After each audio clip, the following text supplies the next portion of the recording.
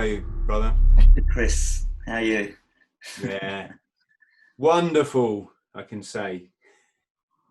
I'm telling you what I'm going to do, John. I'm not big for introductions because people always think these are interviews, and they're not interviews. This is my podcast. Is me chatting to my mate about stuff we find interesting, stuff we've both maybe done, and you're certainly a man that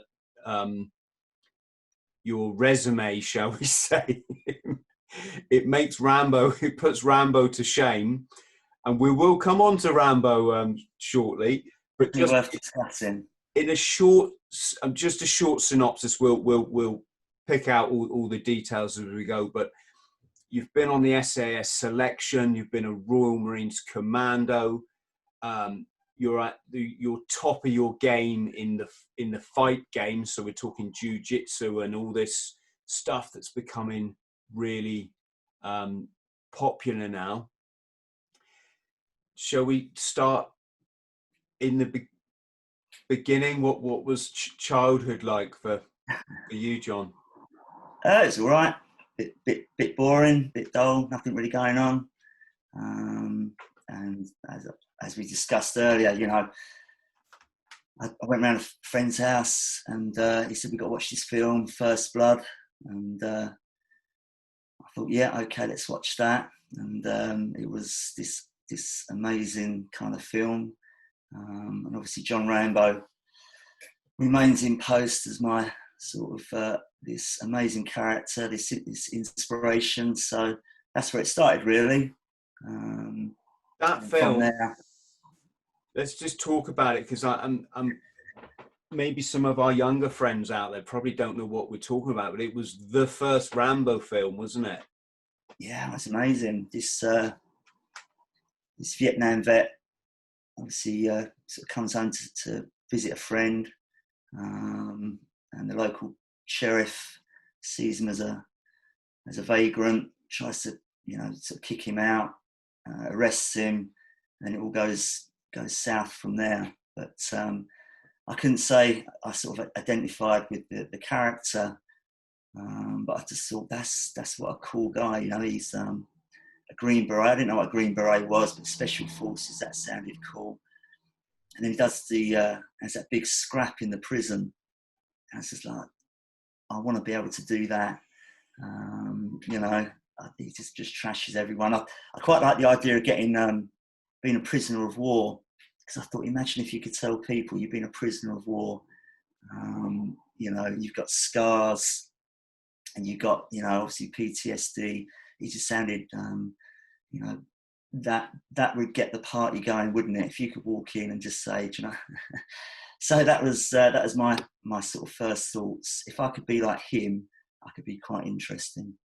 And back then, it was VHS video, wasn't it? Unless you were lucky enough to go to the cinema, and I would have been too young to go and watch it because I was only about 14 or something at the time. But you waited for the video shop to get the next, and they used to get one video like a week or so, one new, and kids would look in the video shop window. You could book it for like a Thursday, as long as, you know, if you go in, you can go collect it. And you book it, and they used to phone you up and go, "Mr. THRALL, yeah, you've still got the super bus out. Are you going to bring that back anytime today? Because we've got someone here in the shop, they want it." And There's someone waiting in the shop for it, yeah. All right, I'll be down in 10 minutes. I just got to finish my dinner.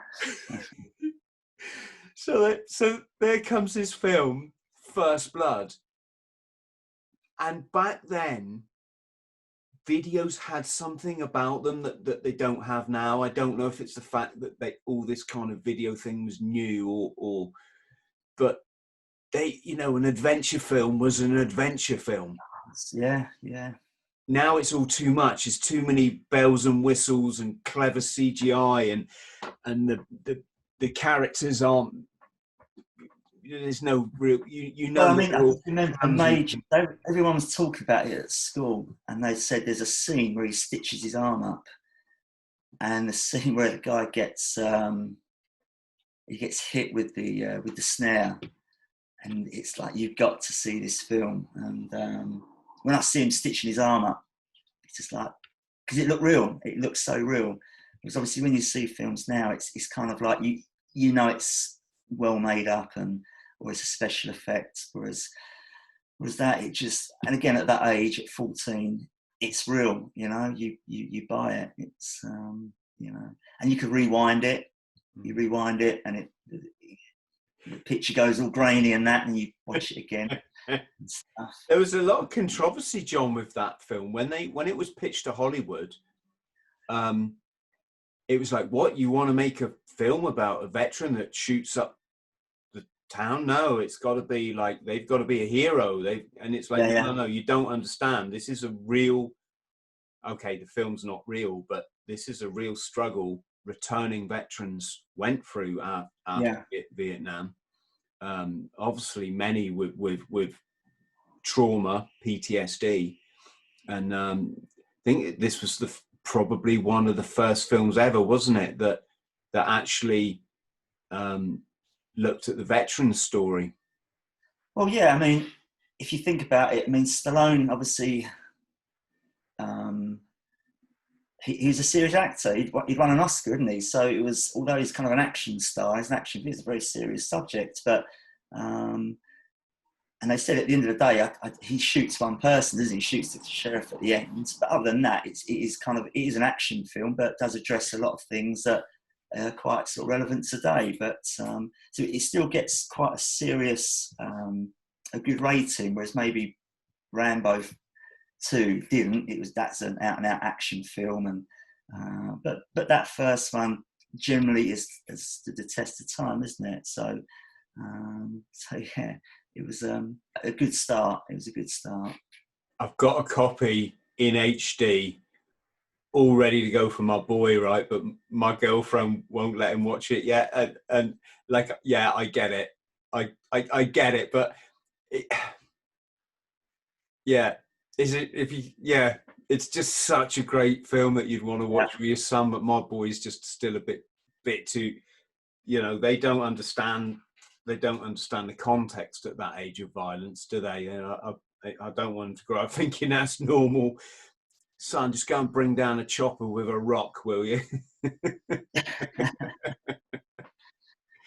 But you can do your own first aid, you know? So it's, yeah, I'm often sewing myself up. I think have I ever had to do that? No, I had to give myself, I got some anti-rabies injections after I got attacked. A bit like Ollie Ollerton, I got attacked by a monkey and it ripped all my back up. Like it was in India, and nicked my pomegranate, he did.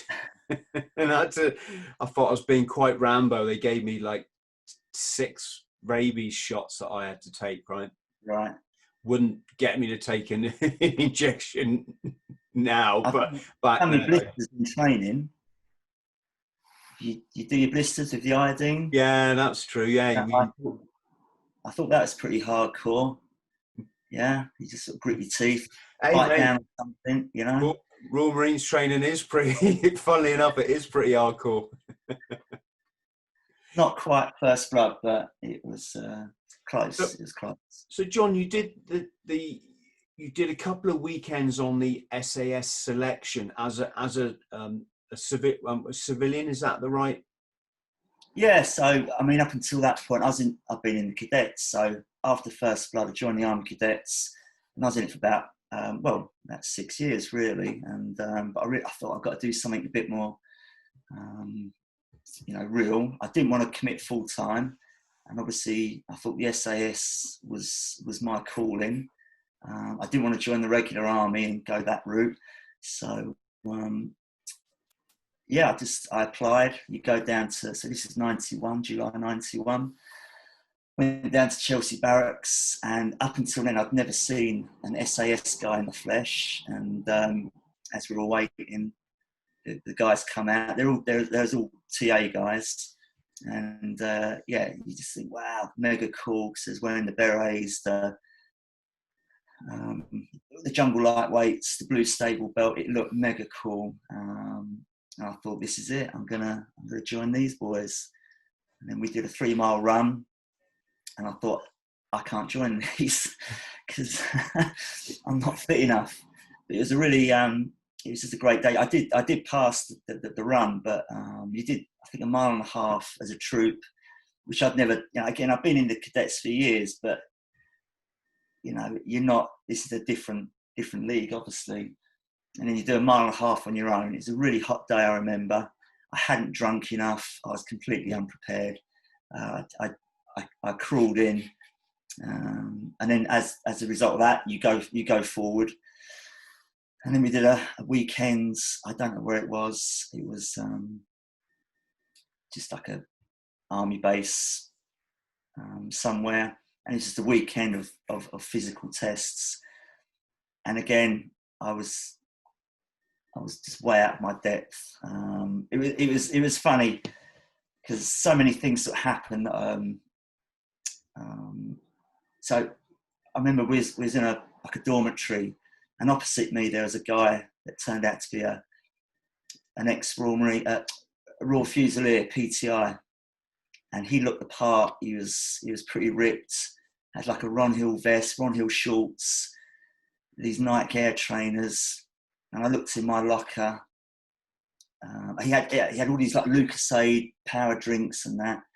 And I looked in my locker. I had like a pair of cut down shorts, these terrible Nike cross trainers, and 2 Snickers bars. That was my preparation. And I thought, I should be more like that guy. But anyway, and funny enough, I didn't realise at the time, but this guy comes in and introduced himself. And he looked a little bit odd. He was wearing sort of combat trousers, had a little pot belly. He's wearing braces to keep his combats up. And I thought a real sort of Dad's Army look to him. And his beret was just not a very good shaped beret, but SAS. But he introduced himself as Rusty, and it was Rusty Furman, but I didn't know who he was. But I just remember the Fusilier guy kind of nodding in kind of, reverence. And I paid no further attention to it. Anyway, he introduced himself. He was just basically running the stores or something. But that was my introduction to, Rusty Furman, I think, at the time. But yeah, we just did this mental, for me, completely mental phys weekend, and that just kind of obviously wiped everyone out, wiped me out. But I'd only really failed on a run. So again, I think you can reapply, but I just realised that if I was going to do this, I was going to have to do some proper sort of phys and that. But I had the PRC, the Royal Marines PRC was in the September, so that was a big. Was that overall? I know you only did the 2 weekends, but just matching the 2 against each other, was the PRC harder or easier? No, PRC was harder, but only in terms of, because you're there just to, let's say you do 60 push-ups, whatever, the tests, there was a swim, but it's like, well, you do it or you don't.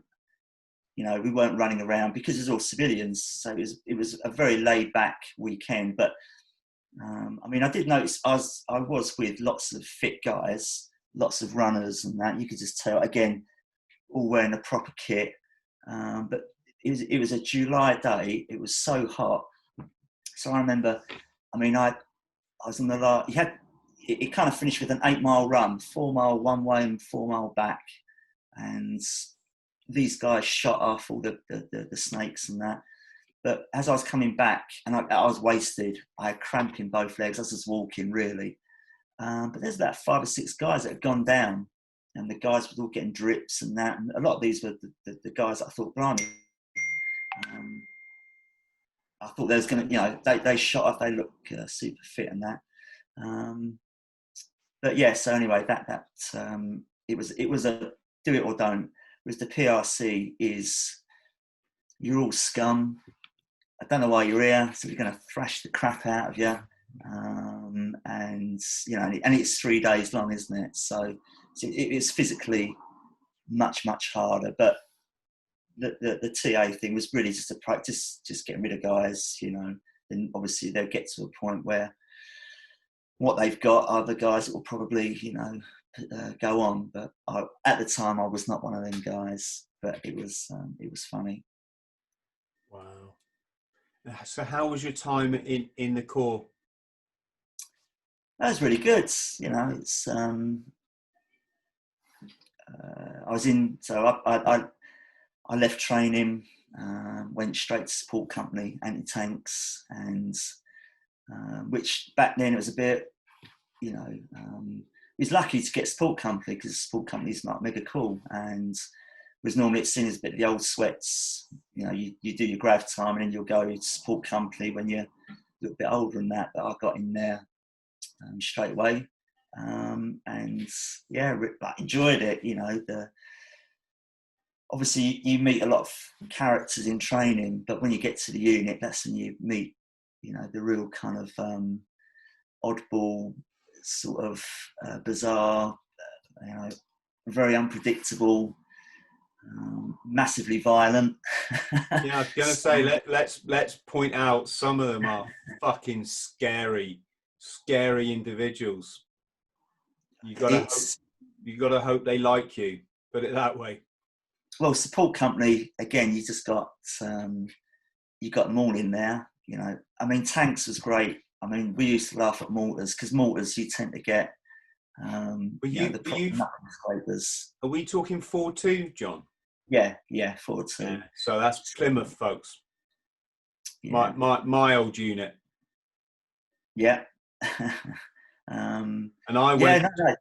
It's mega cool, isn't it? You just meet these guys that have done, obviously they've done the training, they've been in the units, they're hanging about, and again, the funniest, you know, the proper funniest times of your life is within that group. You know, that's what I found. It's cool. You would have joined there in what, 93? 92. So 92. We got there. Do you remember?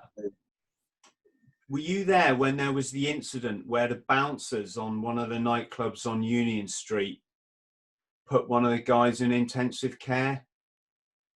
And then the whole unit went downtown en masse. And for people listening, I'll just tell you the story because it's quite fascinating. So there's a Marine in a nightclub. I used to remember the name. It's too long ago now, but it was a big nightclub in Plymouth. One of the ones been there for years under various different names. And one of our guys was in there and the bouncers set upon him and they beat him like unconscious and he ended up in intensive care. So the next weekend, the whole of 4-2 Commando, we're talking hundreds of guys, just descended on that nightclub en masse, and they're all lined out on Union Street shouting 4-2, 4-2, 4-2. The bouncers were stood outside trying to look hard, you know, like you're not going to intimidate us. And then someone just shouts, "Charge!"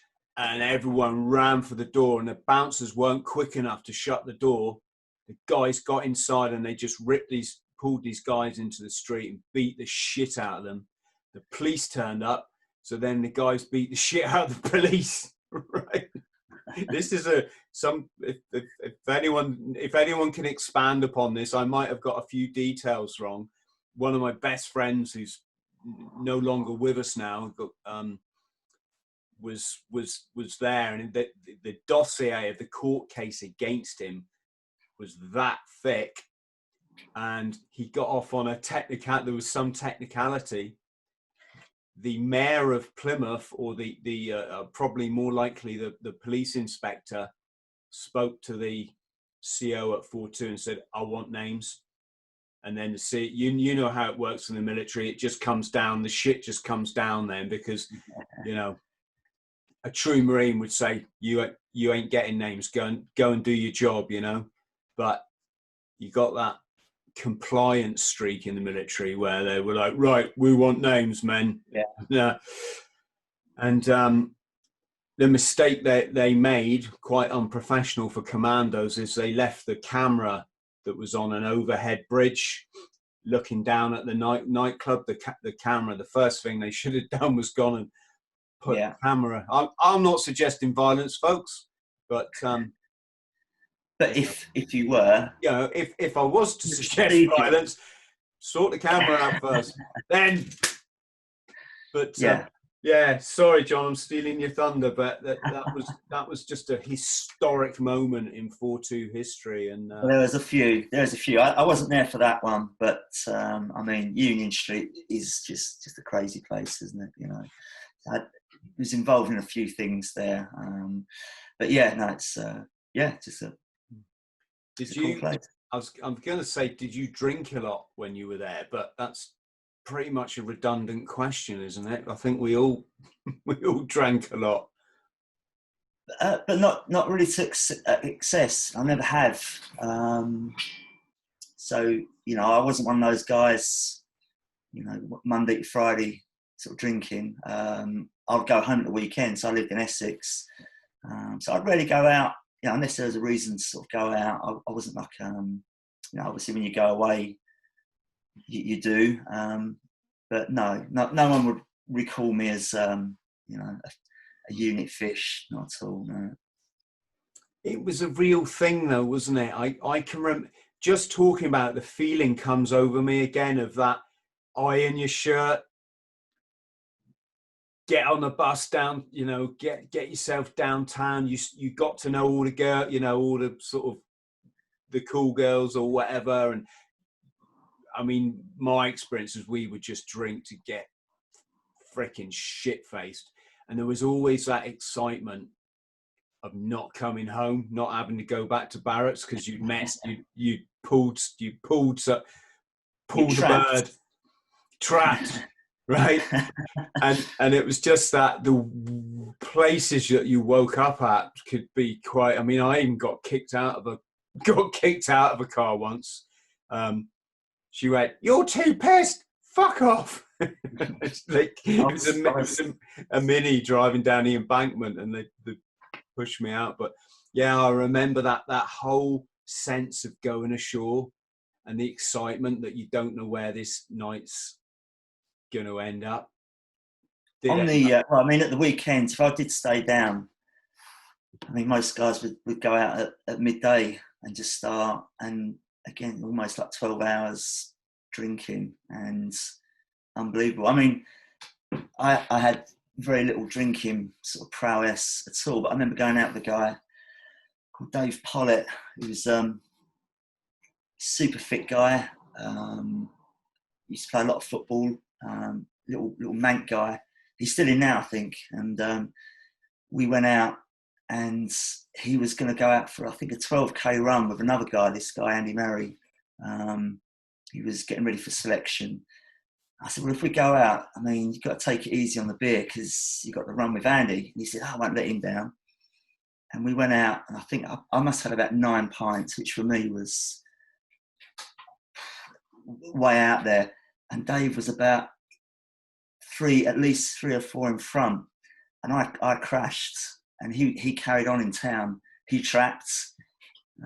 He brought the girl back, and he was wasted.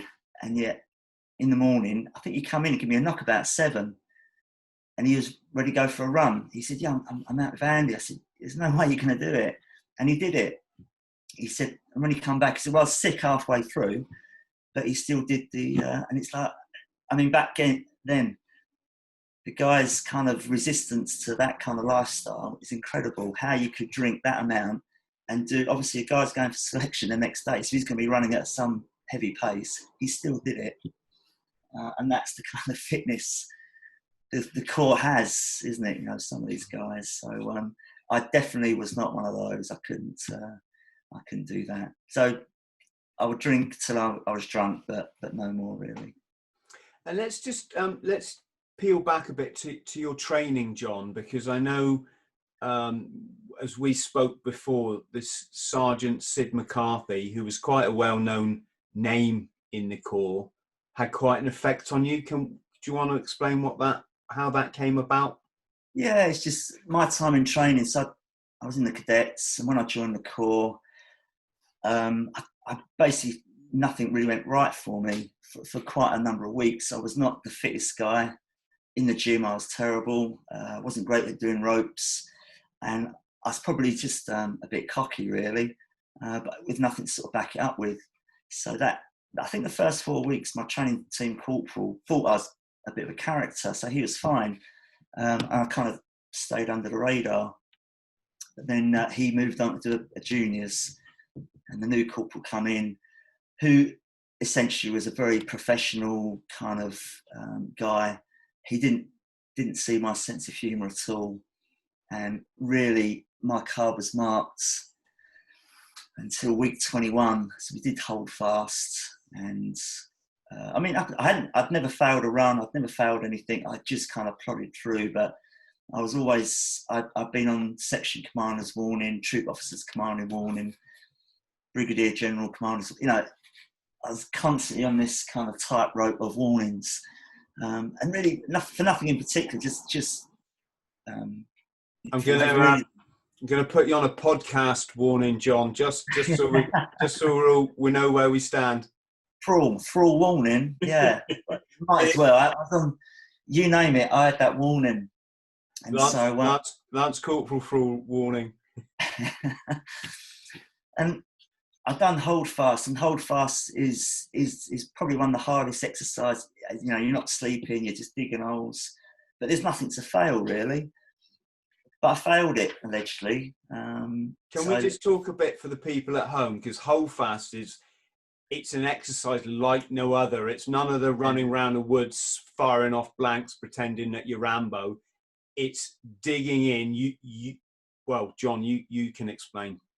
It's just, it's like a trench. You just dig a trench, don't you? But you know, it's sold to you as quite a relaxing week in the field. All you got to do is dig a hole, stay in it.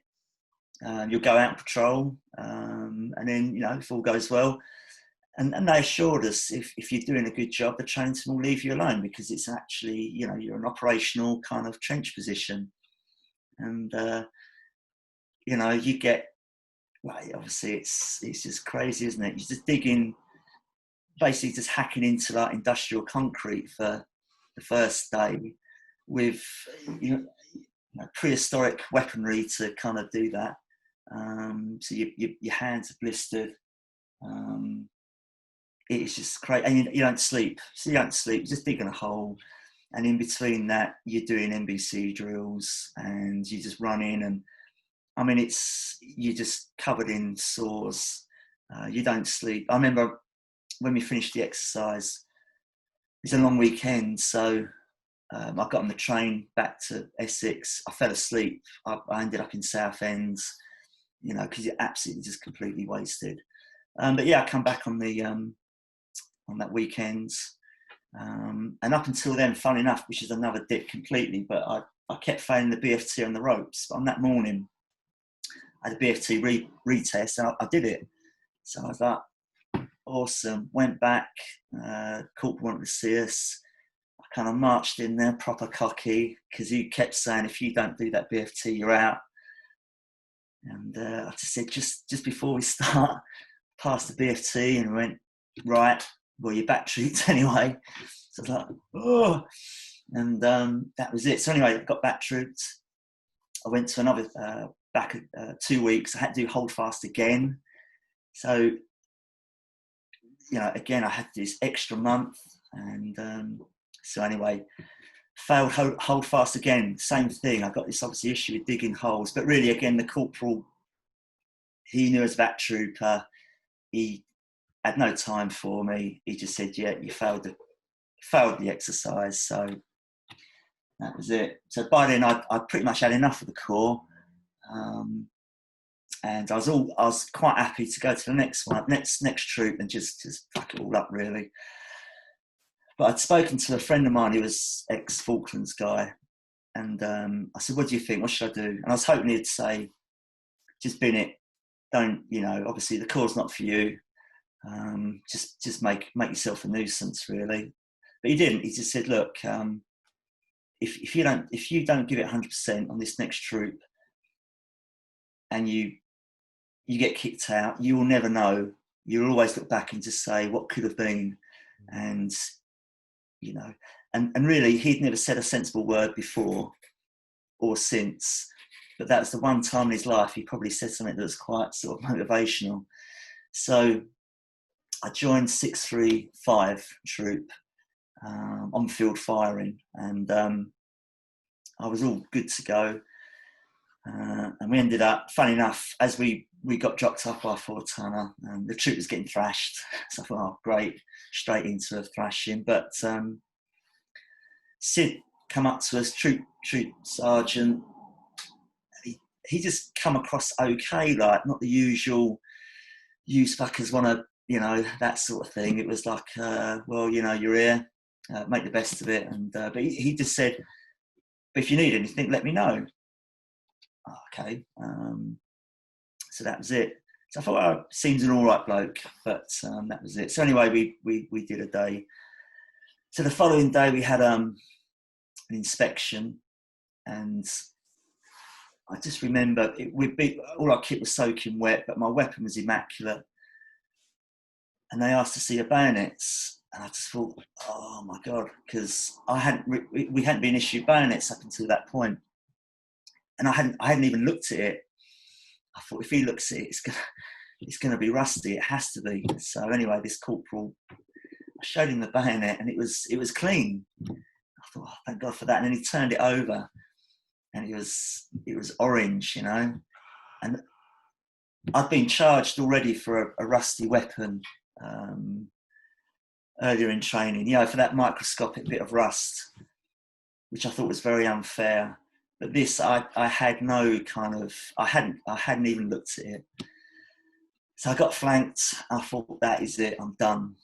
And I don't know what happened. Anyway, so we went out in the range, and I probably had enough of it by now. I just thought, I'm screwed.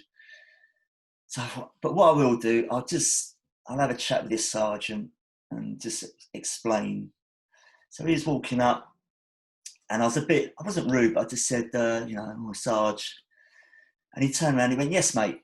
But it seemed quite a pleasant, yes, mate. And then it kind of like disarmed me a little bit. And I said, oh, I've had a really bad start to this troop, and, you know, I can only assume, based on what's happened, I'm going to get kicked out.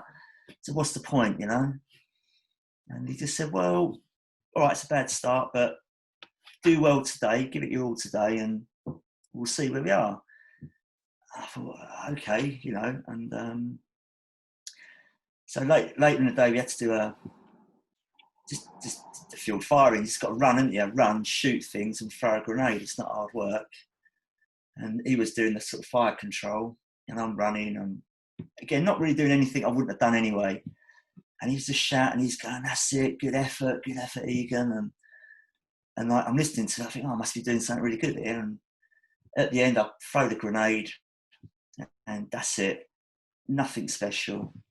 And so we had this sort of debrief, and he's there, and he just said, and again, just, oh, you know, lads did really good. And the troop boss was there, and he said, but I want to give a special mention to Recruit Hegan. He did outstandingly today, did everything right, and blah, blah, blah. But just really made it up. I hadn't done anything, but just kind of made a very sort of standard fire control, as if I had done this amazing job, as if I was some sort of like, you know, SF operative. And honestly, like, everything really turned on that afternoon. So the rest of the day went really well. Obviously, you get a good, but then the troop accepts you, because up until then I was just this back trooper, and then it's like, well, you know, you've done well today, you know, whatever. And but then the troop boss obviously thought, oh, he's all right, and yeah, everything like really turned on that. So really, the rest of the week went well, and then I don't know, nothing went wrong. My fitness by then was pretty good, and so all the tests we did, I never sort of struggled with. But you know, I put it back to that. If he had turned round and not said, oh, yes, mate, and if he'd have turned around and been like your usual troop striper, you know, who the fuck you calling Sarge or whatever, I think I'd have just sort of on it. So, you know, that was it. And, you know, obviously people won't know what happened, but I finished training really well. And then joined 4-2. And I said to, when we had the drink at the end, you know, I said to him, you know, honestly, that day, big sort of moment and that. And he was like, oh, okay, whatever. Didn't mean much to him, but he was quite happy with it. And then when we was at 4-2, one of the guys come over and said, have you heard about Sid? I was like, no, what's up? And he said, he's dead. And I said, you know, you're joking, because you say that, don't you? You know, it's a good joke. He said, no, he's playing football. He's gone in for a sliding tackle or something. He's knocked himself out, choked on his tongue. This is the story we got told, and that had a massive heart attack. So I was like, so that was it, really. You know, for me personally, a top bloke really made a big difference. And, you know, I've caught up with a lot of people over the years, like through Facebook and that, but, you know, I didn't obviously know it then, but I'm never going to meet the guy again. So, like a really sort of good story, a positive story, but unfortunately with a, you know, very sad ending to it all. So it's the thing, isn't it? When you've got 7,000 brothers, you lose. You get subjected to losing. I would say the odd one. It's not, but it's not even the odd one or two, is it? It's quite a regular thing that someone you knew so well, could even be, you know, like Steve, that you lived with. I slept in this bed for a year and he was in that one there, got run over by a truck, you know, fell off the motorbike, got run over by a truck. It was just, and it's in the core, it's like, yeah, do you hear about Steve? No, what's up? Dead. It's like that, dead. Oh, and in fairness to our youth, we just take it on the chin, don't we, and just crack on. It's not, I don't know. We was out in, we was mountain training, and the word come through. One of our guys was out in Brunei, this guy Kenny Dixon. He got tonsillitis. That then led to septicemia, and he died in Brunei. So it was all like, and Kenny was, again, the nicest guy. He was a guy who'd do anything for you, just such a super dude. And at 4-2, it was a 4-man grot. So very cramped. When we got back from mountain training, they'd taken the bed out. it was just like, okay. So we didn't even have his bed to kind of sort of, that's where Kenny used to be. So yeah, we're back to and yeah, you kind of, that was it. So yeah, very kind of a bit cold, but I don't know. But yeah, that is the core. Yeah, well, it's you know, again, I've said this a few times recently. You better to live like a lion, innit, than better to die like a lion than live like a coward. Yeah. Basically, it's, you know, we were living our lives, and you know, when you live that kind of military rock and roll, it ends in tears now and again. Because it's mega risky, isn't it? I mean, the amount of accidents. So even if you're not at war, amount of serious accidents you get in training, every time you go on deployment, some guy will get trashed, you know, career-ending injuries, you know. You know, we had a lot of guys. And you don't really think about it. You know, the great threat for us was Northern Ireland, but really, most of the casualties you get were in, you know, these like mental training accidents, you know. So there's a lot of guys. John, I knew 3 people that committed suicide while I was in. Really? You know, fucking tragedy.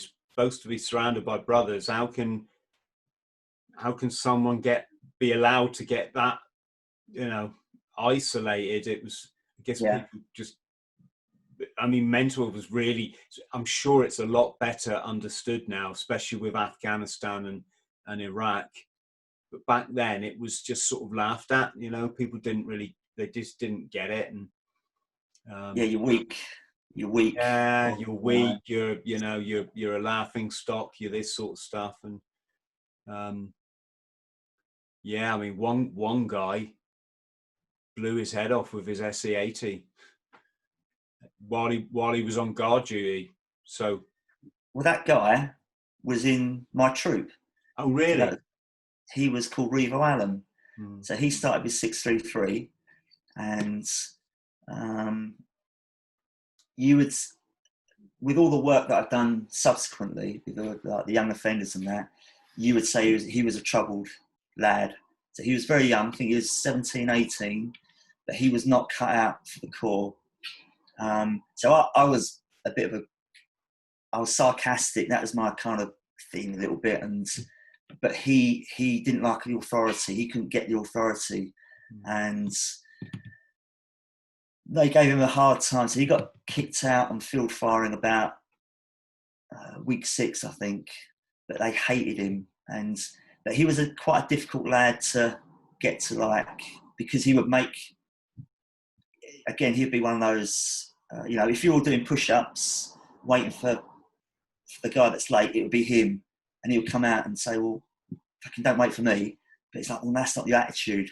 So, but he wasn't unlikable. And he would fall asleep on sentry duty, stuff like that. So he's like, mate, you got to try and put it together. I was on my freeze course at Lympstone. I remember waking up and I looked out and there's all the police cordon stuff. And, but funny enough, I had seen him. So I think he was doing something. I just stopped to have a chat with him at Lympstone. He'd finally passed out because he kept getting back trooped. And I was like, mate, done really well and that. And he said, yeah, seemed fine. And then, so I've done my threes course. And threes is sergeants. Threes. No, thanks. Just done my threes. HW3. Oh, heavy weapons 3. Sorry, I had to try and remember all the. Yeah, no. So he was probably about 9 weeks, 10 weeks behind me at least. He had just been. I'm trying to think. So I must have seen him.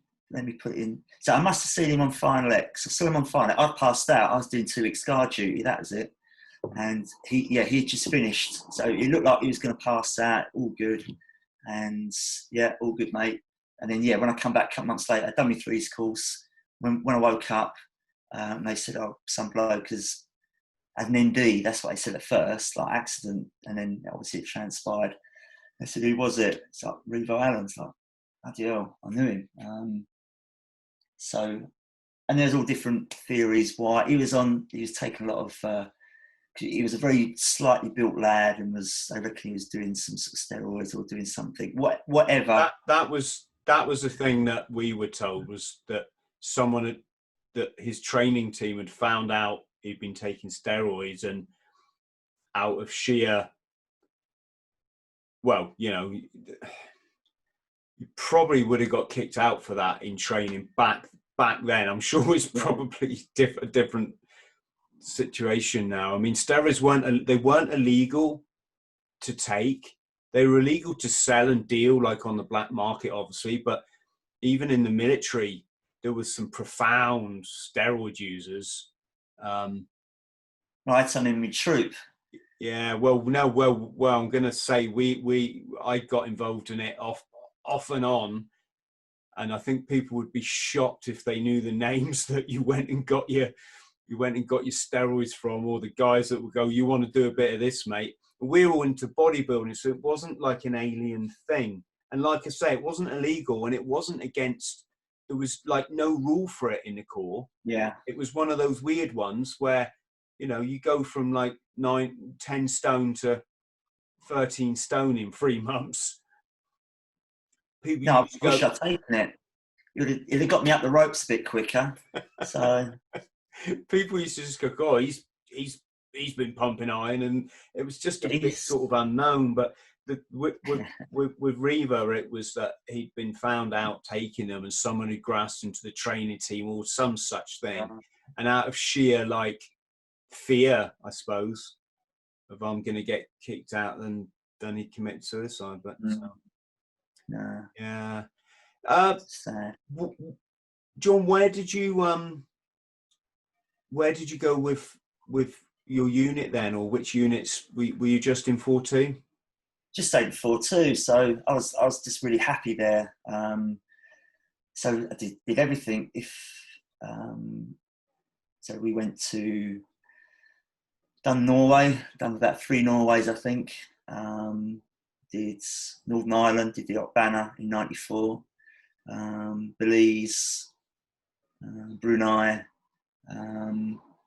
did the Med trip, the Purple Star, which was quite a famous exercise. Which again, when our first day on Purple Star, there was a terrible helicopter accident. Two helicopters had collided and killed about 12 US troops. And that's just on exercise. You know, already you think, bloody hell, we've got 3 months of this. What, you know, and obviously there's various accidents in that, but yeah, it's just mega dangerous. There's a lot of helicopter crashes, aren't there, in the military? Not just look at the Navy SEALs. The Bin Laden raid, or the alleged Bin Laden raid, they crashed one. Then the one that went down, was it in Afghanistan, that had the whole of the SEAL Team 6 that had done that raid. That obviously led to a lot of accusations and suspicions. When they tried to free the hostages in Iran, that helicopter went down. I mean, they are, and obviously the Falklands, they lost. I mean, yeah, if you step on a helicopter, it's great fun, but they are quite dangerous, aren't they? But I'm on a helicopter. I just pray it goes down in water, because on Dunker drills, yeah, cool. I will be safe in the middle of the North Atlantic. I remember the first time we dropped into Besbrook, and it was the first time I'd ever done like an operational descent in a helicopter. So you sat there and you just drop out the sky, don't you? They just to get down quick, and I didn't know that's going to happen. So for that split second, I thought, I'm dead. We're all dead. I remember looking at the aircrew guy, just chilling, quite nonchalant. You know, I thought, oh, thank God, this is what you're supposed to do. But no one told you, which would have been nice. We're going to drop out the sky, but yeah, no. So yeah, done loads of, did everything really before too. Did you do in Norway? Yeah, done 3 of them. I think did two Norways, and then I got attached to do the MSI. I didn't do the actual course. I was just out there sort of helping out, but it was like a month of chilling out, really, just helping out with stuff. That's so yeah, the ski instructor, isn't it? Military ski instructing. Yeah, that was cool. That was a very nice little trip just before Christmas. A little bit of extra money in that. So. Did you find Norway hard? I found it. I found it really cold. I did not like the cold. I didn't like getting into your tent. We had tent sheets at first, and we were the first people that moved to actual those 5-man tents. Might even have been 6-man tents. And I just remember you'd get in the tent.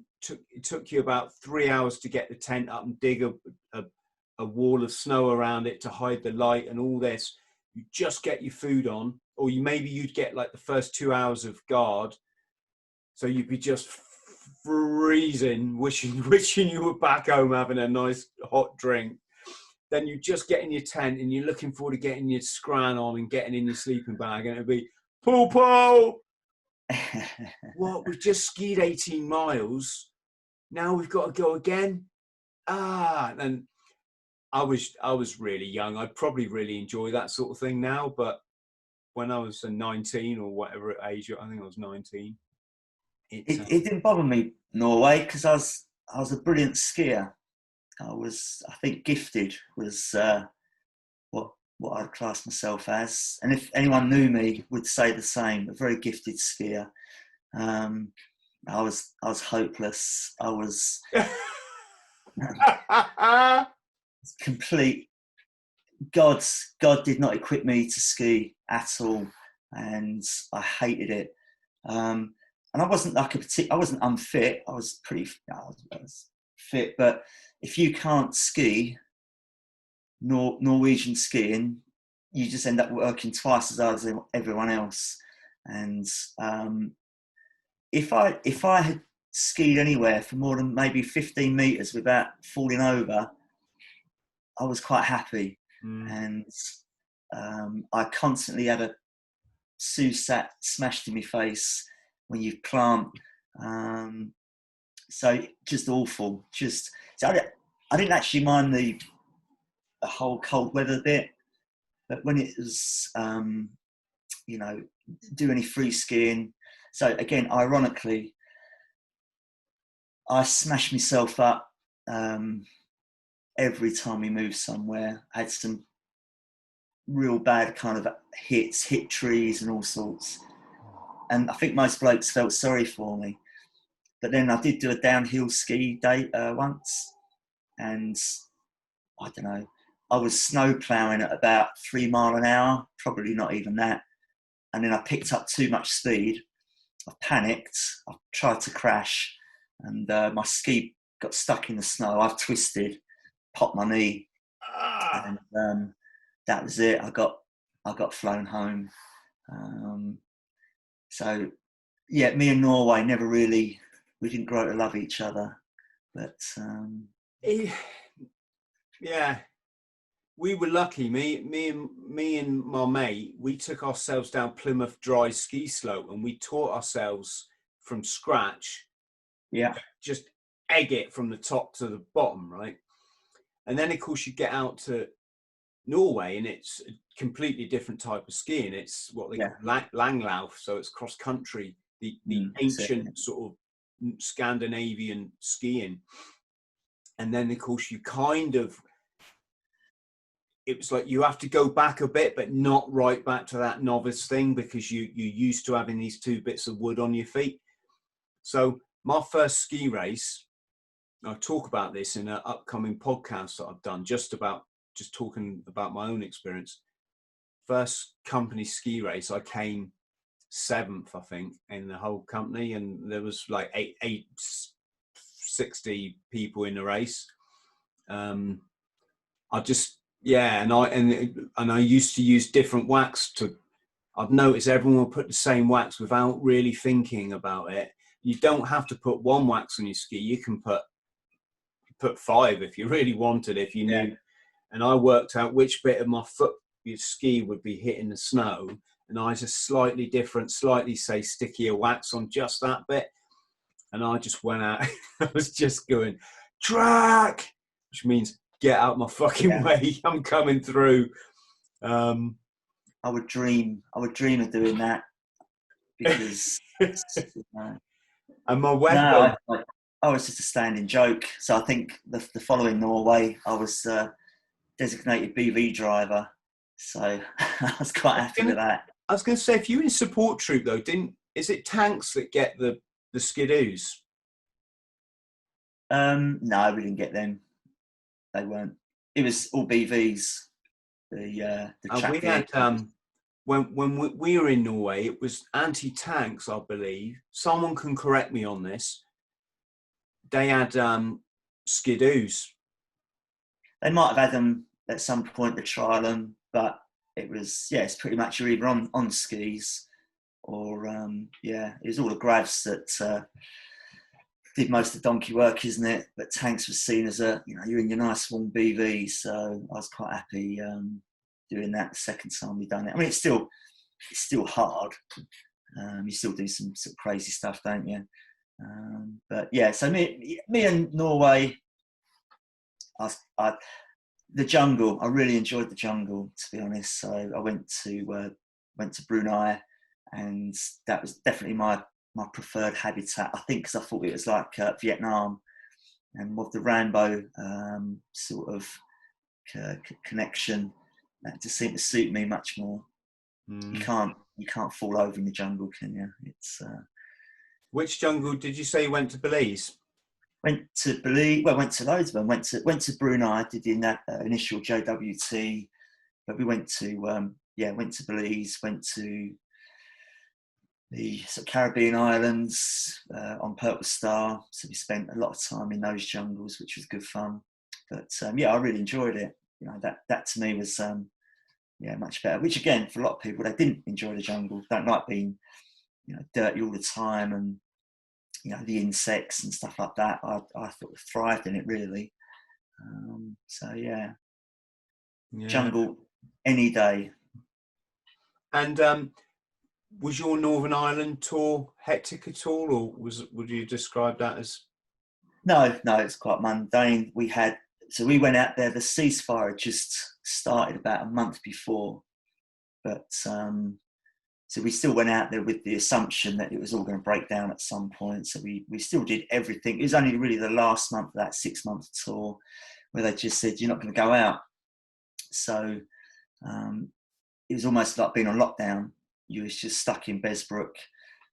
I mean, prior to that, we'd been having a lot of fun. We was out in helicopters, fast roping, stopping, doing vehicle checks and that. And I remember we stopped. I think he would have been like OC of Crossmaglen, you know, as a major player. And we fast roped out of a helicopter, stopped this car. We didn't know it was him. And he got out, and we was all a bit starstruck, really. It's like, bloody hell, this is like the main dude of Cross. But he was very compliant, asked everything, you know, and that was it. He went on his way. So we was talking about that for a while, but no dramas really, no dramas. Must have been hard for the paramilitaries over there, because they're all put out of work overnight, weren't they? Well, we did everything. Again, we don't know what there was an armed robbery, so we were sat about one day, and the call come in. The ceasefire's over. I think a post office worker had been shot. They assumed it was paramilitaries, so that's it. And it's that weird thing, isn't it? It's like the ceasefire's over. Brilliant. We can all do stuff.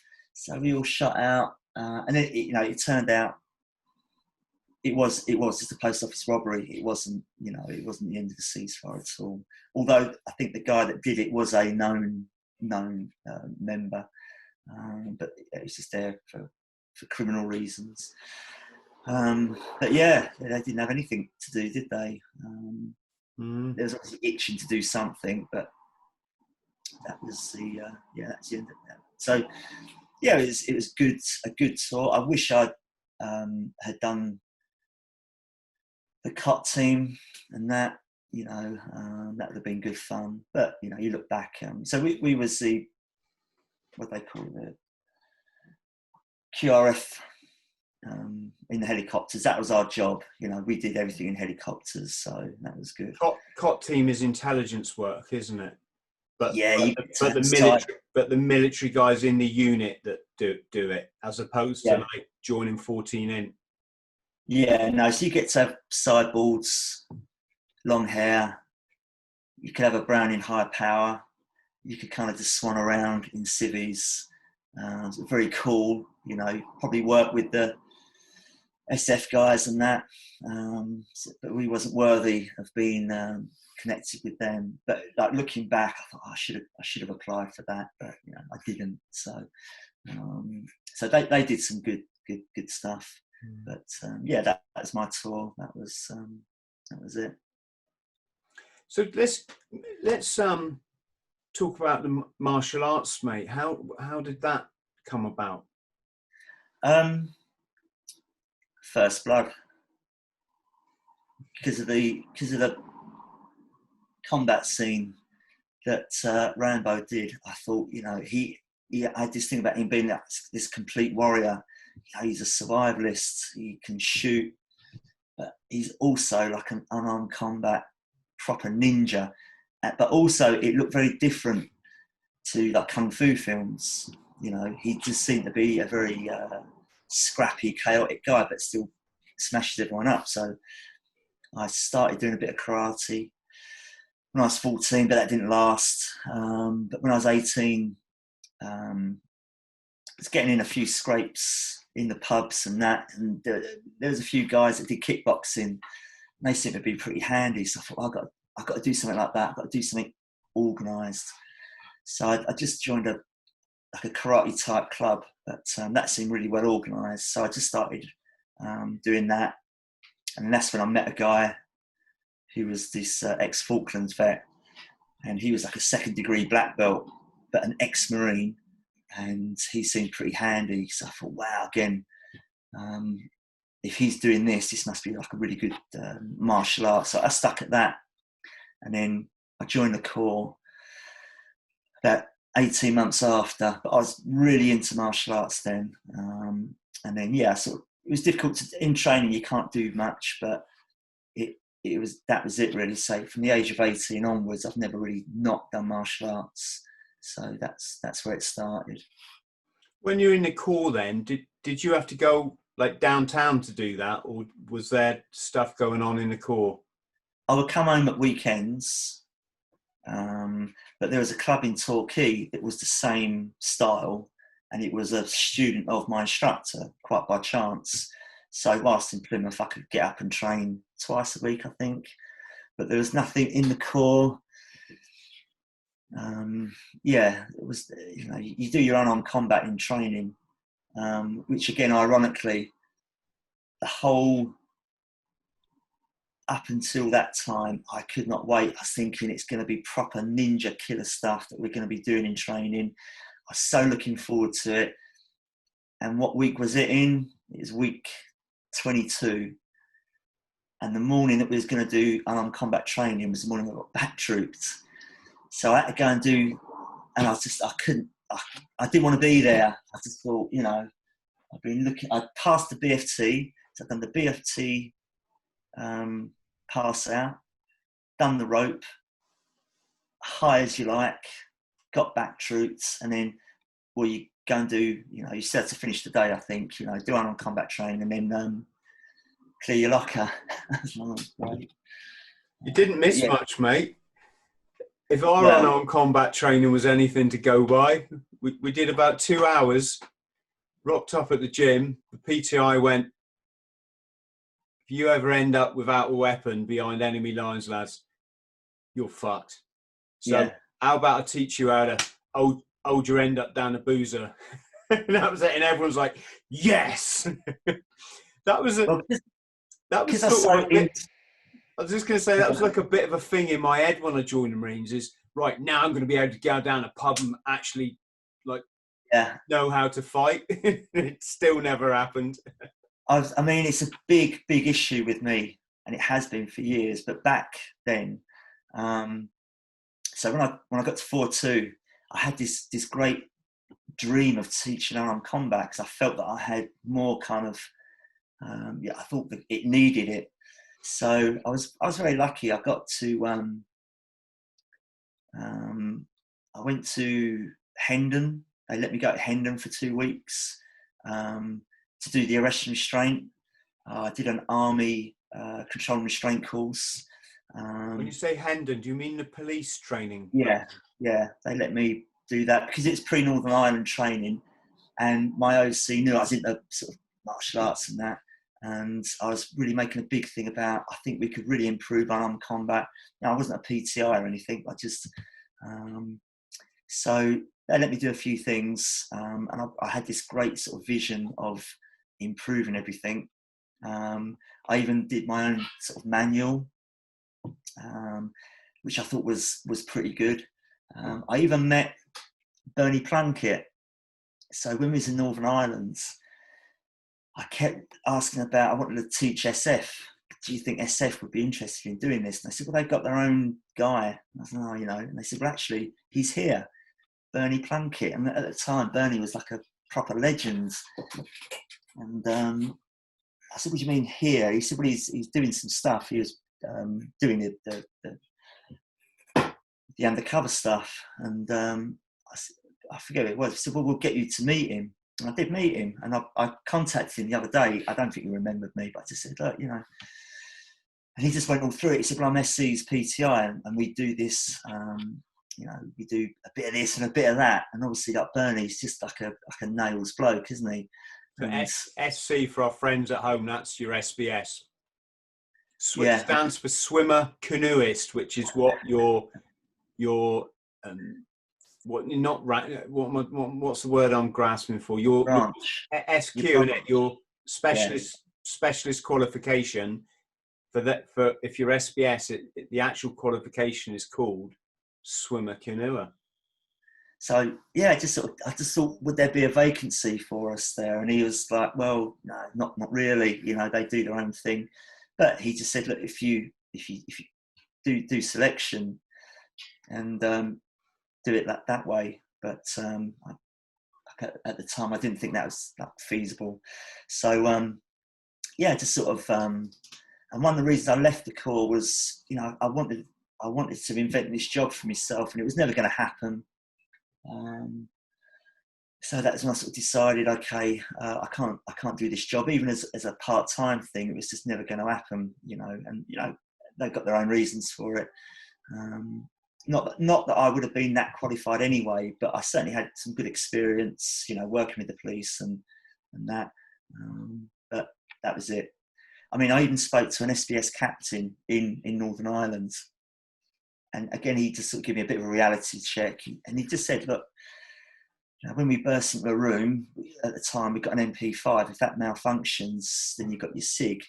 If that's not working, well, we'll make the best of a bad job. And that was pretty much the attitude. And it's probably not changed that much, although I've got some good contacts. It is changing a lot now. They see the sort of MMA type way of training does actually work. Whereas in my day, it was still pretty much seen as it's just kung fu shit, like, you know. So that's why I never really took it that serious.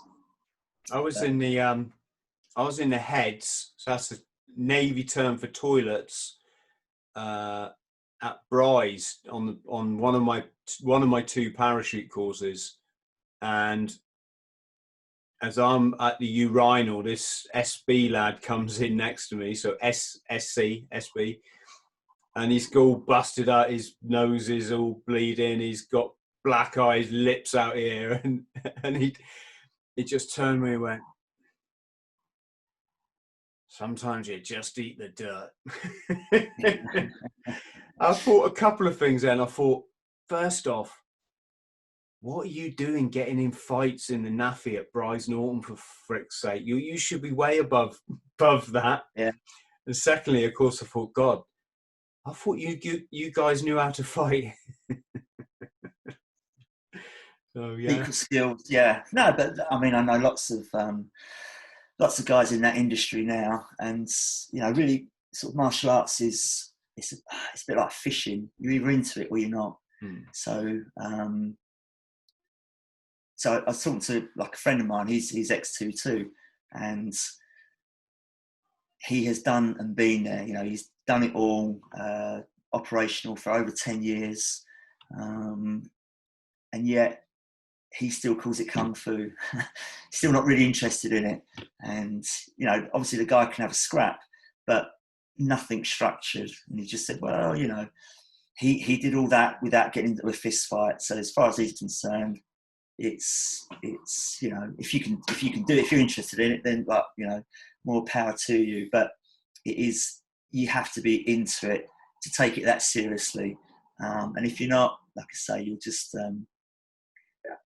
so, you know, most of them blokes, they're tough guys, you know, they can sort of have a fight, but you know, there's a big difference between just being a tough guy that can throw a few right-handers and being like a technical guy that can, you know, get out some really bad positions, especially, you know, if you're the smaller guy, which ironically, when I spoke to this SBS captain, he was about 5'7" and maybe about 9 stone, you know, a very, very slightly built guy, but he didn't see the mileage in it at all.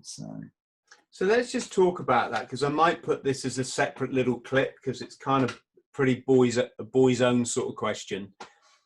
But can a small guy who knows what he's doing because he's trained in the martial arts have a big guy, or does the big guy just have to go like that? And Again, if you go back to the first UFC, so the guy that won the first sort of Ultimate Fighting Championship was a guy called Royce Gracie. So he was like 6'1", but probably about 12 stone. So not small, but certainly not a big fella. And he was outweighed most fights by at least sort of 80 pounds by some big guys. And he used grappling. He got the guy to the ground and was able to submit them. And it was no rules. The only thing they agreed on was no eye gouging, no biting, no groin shots. They agreed on that in principle, but the understanding was, but if you want to do it, it's up to you. So most people just went in with the punching and kicking, and he beat everyone. And so what I didn't know at the time was he wasn't just this guy. His whole family was into this way of fighting. And the dad was a guy called Helio Gracie. And Helio was about 5'7", very sickly, weak lad when he was young. But he learnt Jiu-Jitsu and he modified the techniques to fit his size. So he was routinely fighting, as in no rules fights, bigger guys. So the particular way of fighting was not exchanging punches. He would shoot in, get a clinch, get the guy down to the ground, and then choke him out or arm lock him from there, which is a great strategy because he said, "There's no way I can exchange punches." You know, he can. You know, if you put Mike Tyson with him, who can exchange punches with a guy that sort of good? But if you get him down to the ground, it's neutral. And if you've got more experience in that field, then you're going to be okay. Doesn't mean you won't get hurt. Doesn't mean, you know, anything can happen. But the answer would be, you've got a greater chance if you learn how to grapple, if you learn how to fight on the ground, you've got a greater chance of surviving that than if you just try and exchange punches. You know, even if you're very skilled at boxing, and that's why, again, you have the weight divisions, you've got a puncher's chance, but the size and strength in that range is always going to have the advantage. But on the ground, things even up much more. So that's a very brief history of Jiu-Jitsu and why it's come so far in quite a short space of time. So my two questions is, one, can you just outline for those of us that don't really know what Jiu-Jitsu is? And my second question would be, American college guys and girls do a lot of wrestling, don't they? That's a big, not the wrestling we see on the telly, but the proper, I guess you call it grappling. Yeah, collegiate, I think they call it. You know, but it's freestyle wrestling, Greco-Roman wrestling. And I just wondered if that's why UFC took off so big in the States, because you can use these different disciplines. It took off because it worked. That was the big thing. So back in the 80s, kickboxing was huge. You had instructors that were millionaires teaching kickboxing. Taekwondo become massive because it's like all the higher kicks and that. But there was always this thing about, but does it work? Does it work in a real fight? And back then there was no YouTube. So all you did was hear if a guy was, you know, but again, even back then, a good kickboxer was normally a guy that was ripped, you know, and was just a big fella.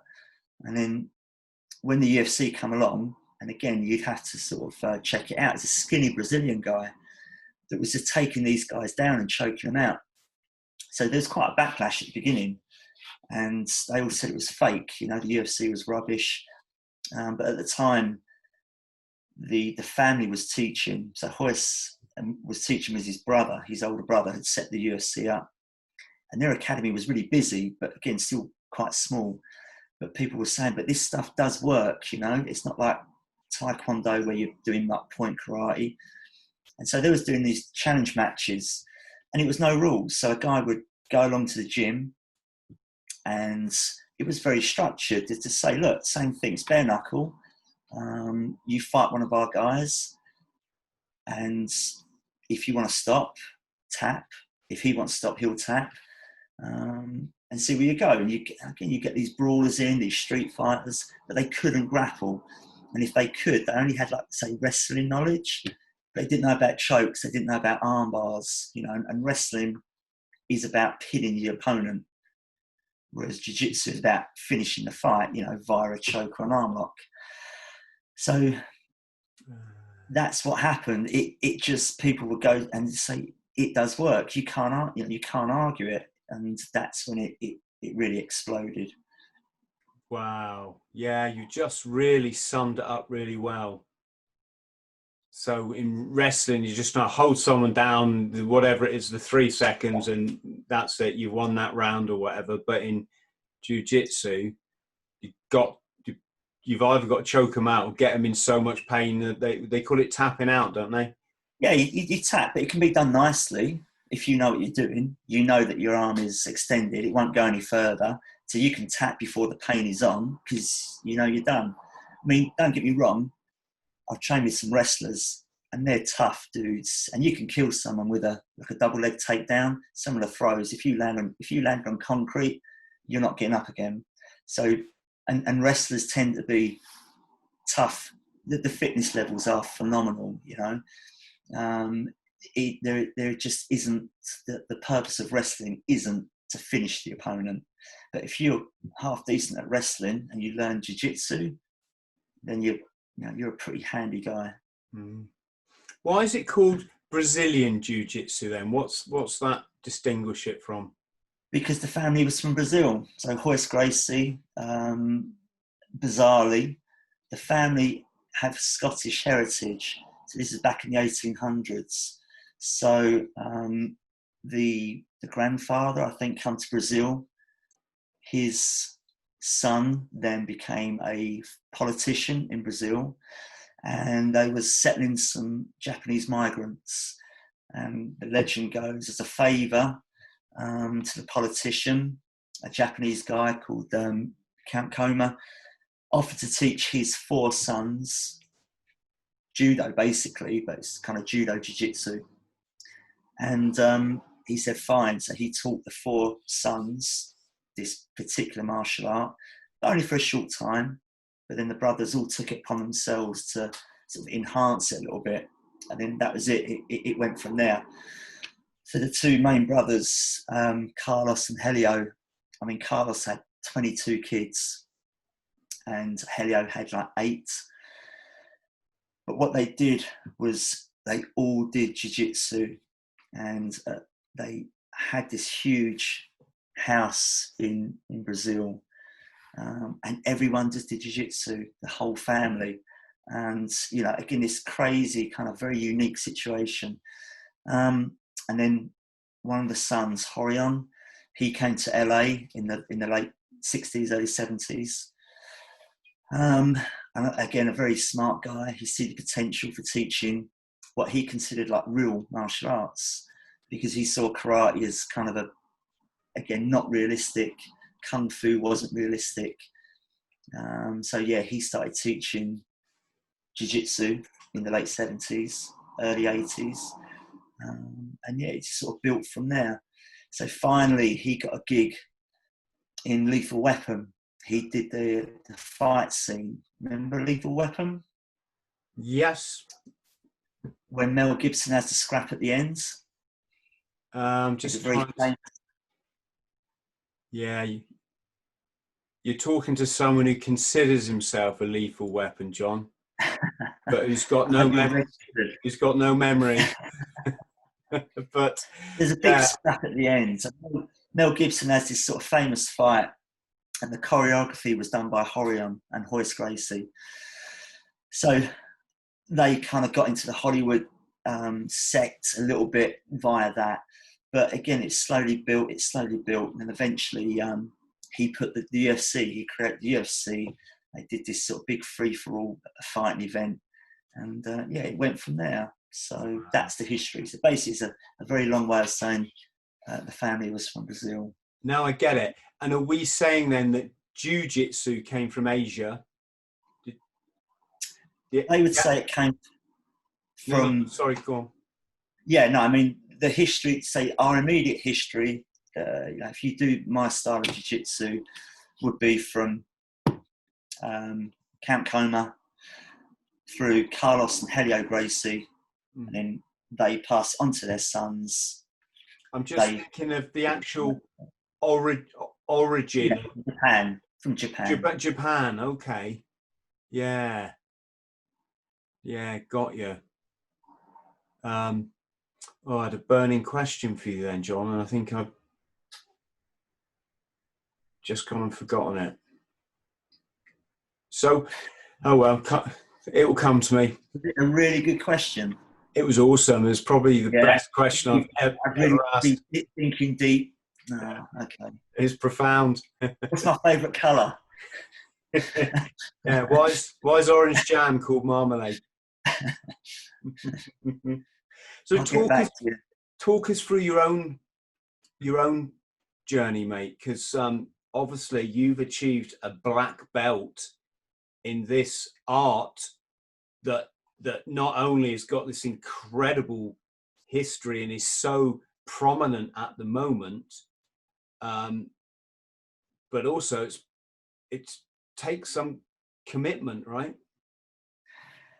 Yeah, because it's a little bit different now, but when I was still in the Corps and we had adventure training.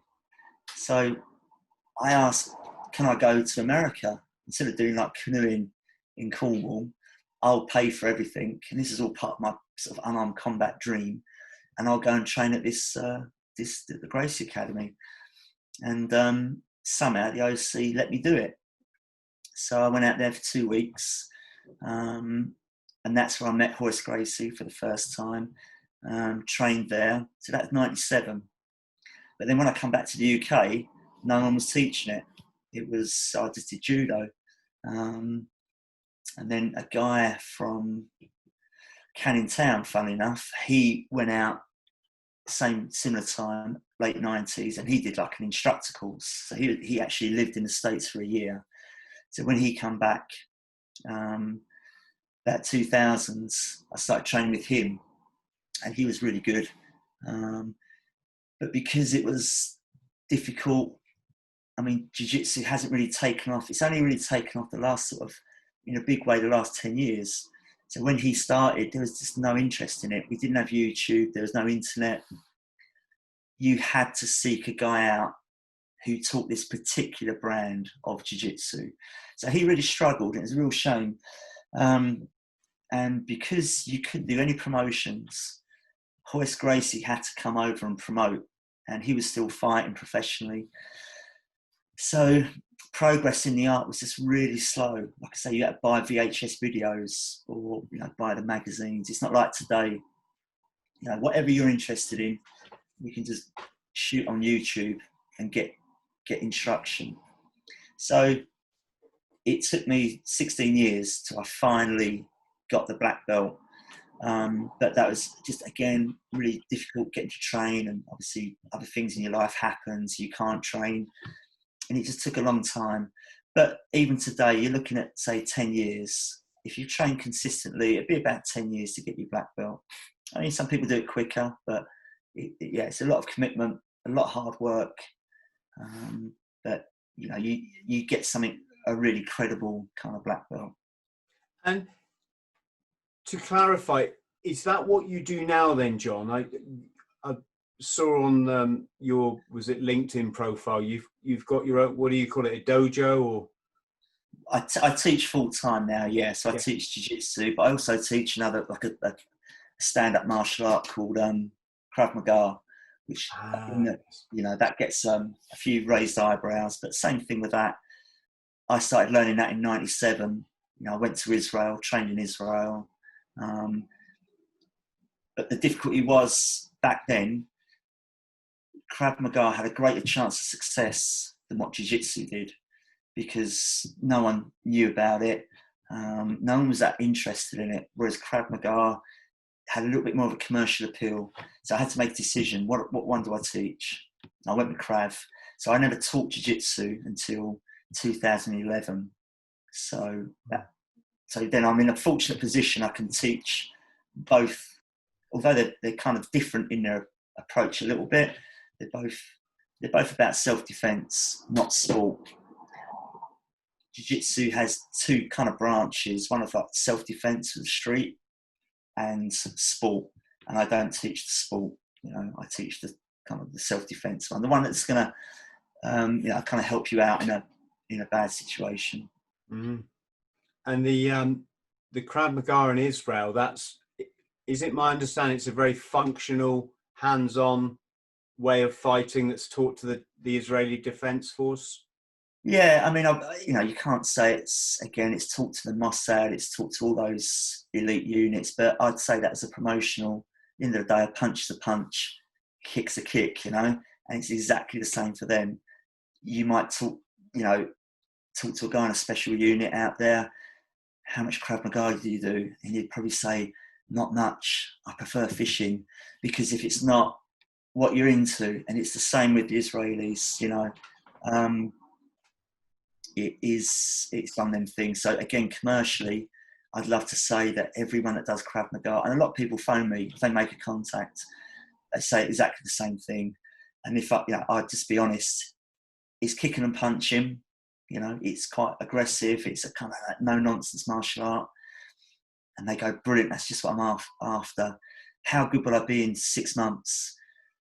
Well, how often are you going to train? Well, once a week. Well, you know, and you have to kind of, from a business sense, you just want to look, just come down and do the class and enjoy it. Whereas people that contact me about jiu-jitsu have probably already done martial arts and they never ask that question. They want to start jiu-jitsu and they just want to do it. Not fussed about being good. They just know that this is something they're going to be doing for a while. So my Krav Maga guy is normally it's a quick fix. I had some trouble in the pub. I want to be able to defend myself, but in 2 hours. And you're like, well, you know, so which is a longer conversation, but that's pretty much what I do. I've remembered my brilliant question. And I've not just remembered it. My favourite colour is blue. I've not just remembered it, I've extended it to cover a bit more area. My question was going to be, what does Jiu-Jitsu actually mean? Do we know? The gentle art. Okay. Did you just make that up? Just looked at, I've got my notes written up here. You could say anything. I wouldn't know, and I'm sure most people at home wouldn't. It is, that's it, the gentle way.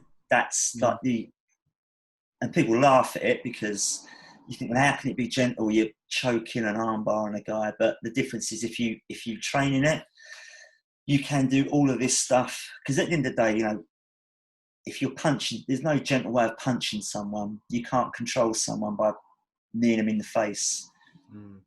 With jiu-jitsu, you can make that decision. You can finish it or not. You can just hold them and control.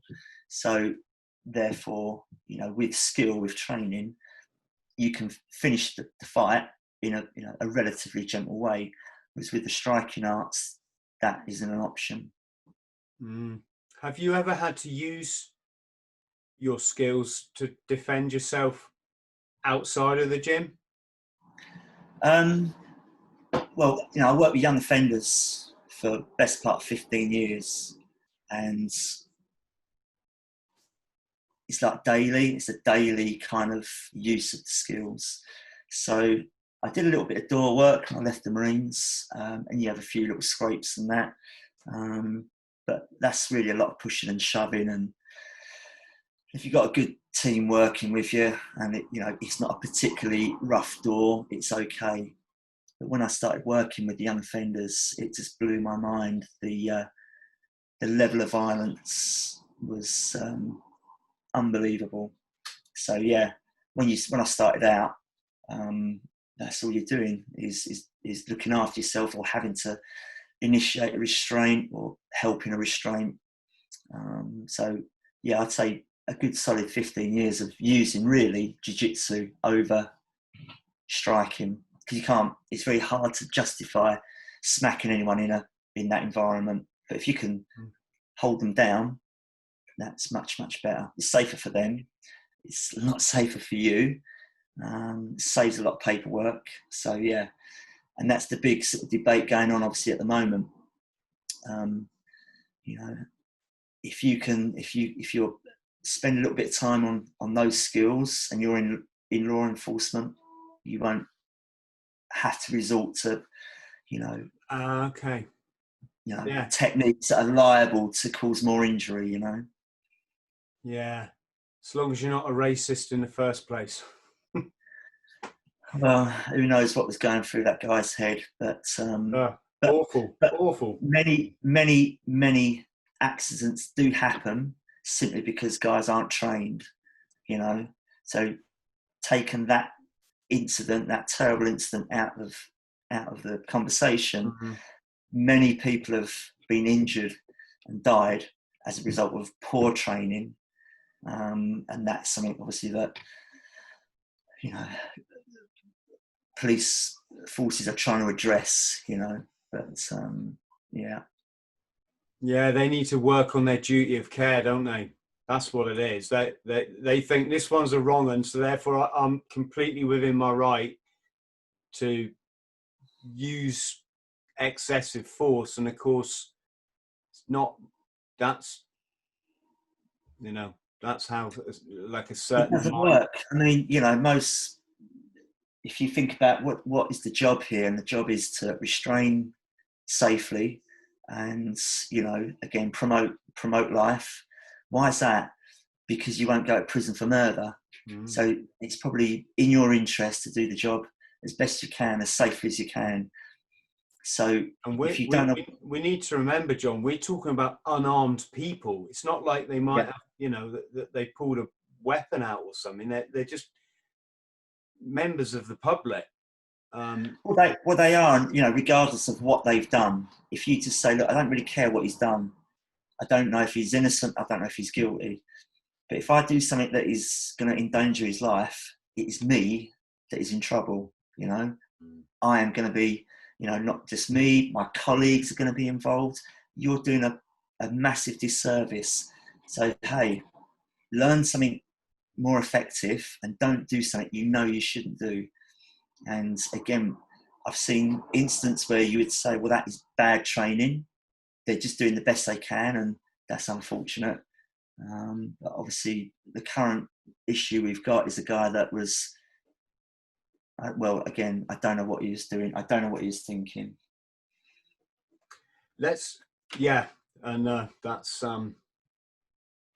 think we need to sort of start, as a modern society, getting our head around this mindset, because it clearly is. I don't want to say like it's a huge, great thing that every policeman does. Of course, it's not. It's obviously a minority, but there seems to be that there just seems to be some psychological thing going on there, that one person thinks they have the right to pretty much do what they want to another human being based on, their ethnicity, can we say? Again, there's not a single person would look at that, and I just, he's doing that in a street, and he's being filmed, and he can see he's being filmed, and yet it just continues. It just defies all logic. But again, that side, I've seen instances where if you see a guy that knows what he's doing, highly trained, gets the same result, gets a suspect down, they're controlled safely, the suspect's not injured, there's no complaints, and people look at that, and quite often those things, then they hit the internet, it's like, man, check this guy out, that's what you call a cop, and that's what you want, there's lots of bad people out there, and you want the police to be safe, but they got to do some training, they got to learn, they got to do this stuff, and then they'll get the positive results, and then everyone's on their side. We're on their side anyway, but when you see stuff like that, it's like, oh, I just wish you hadn't have done that. Of course. Let's talk about the young offenders that you've worked with then, John, because that's, as I think I've mentioned to you, my degree is in youth work. Wow, okay, cool. And I actually worked with the wonderful Trevor Philpott, who was actually my, what would he have been, a captain back then? He was the guy that gave me my green beret. Right, okay, cool.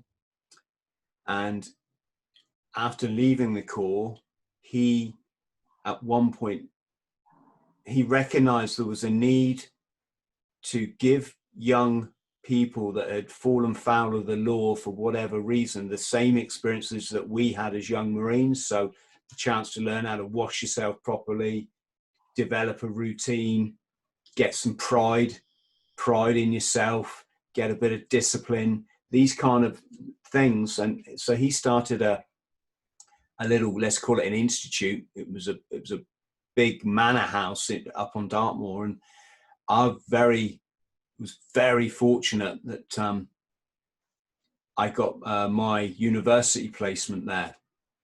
So I went there, and of course I had a lot to talk about. I've been traveling all around the world by that point, and obviously my military background.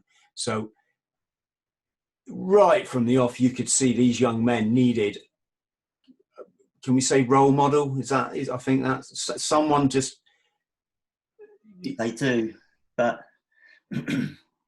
what I never obviously appreciated, that they're so damaged, and it's not, you know, the kids that we're talking about aren't just sort of grown up without a dad and lose direction.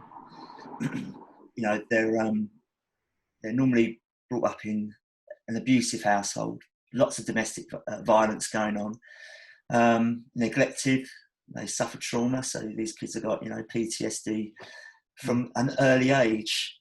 They might develop sort of borderline mental health problems by the time they're like 10 and 11. The family, what if the family is together at all, it is a very unstable family and likely to have substance abuse going on. So when we get the kids, so I worked in a place which is quite a famous place. It was a panorama documentary on it called Medway Secure Training Centre.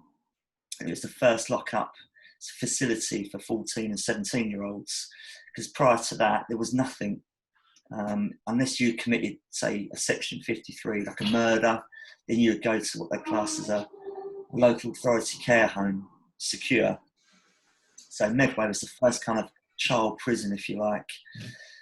And we were just expecting that was what they thought. The kids would come in a little bit, you know, a little bit rowdy, but a short, sharp shock would set them on the straight and narrow. And it's like, mate, you ain't got a clue.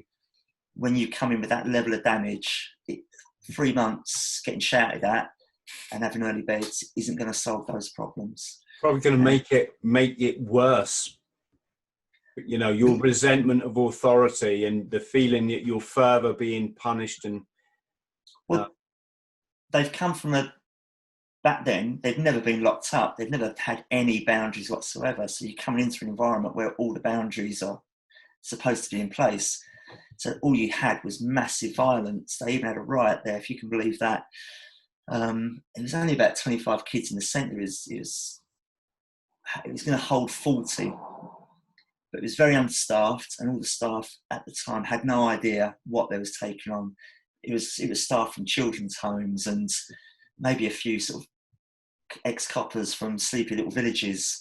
You know, you're talking like hardcore gang kids from very deprived areas that only knew violence. And the moment you made any challenge to them, it was like, well, what are you going to do? You've got no handcuffs. If you want to put me in that room, then good luck with that. And so when I started work there, they'd had the riot. It had been shut down. They had the prison service drafted in to support, and every day was just like a battleground. So it was a very exciting place to work, but at the same time, like I say, that's my jiu-jitsu skills was absolutely priceless, you know. Essential, yeah. But in terms of what you said about the role model, it did work.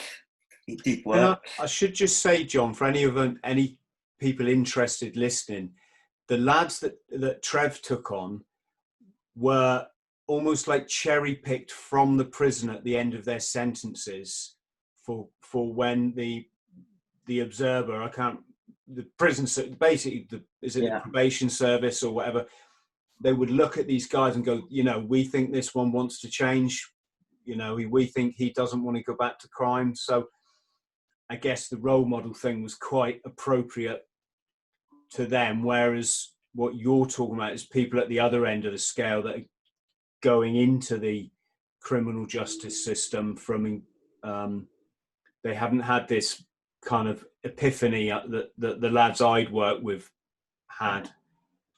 Their role models up to them are drug dealers. You know, my brother's a drug dealer, my friends are dealers, or, you know, my dad's doing 12 years for murder. You know, what a top bloke.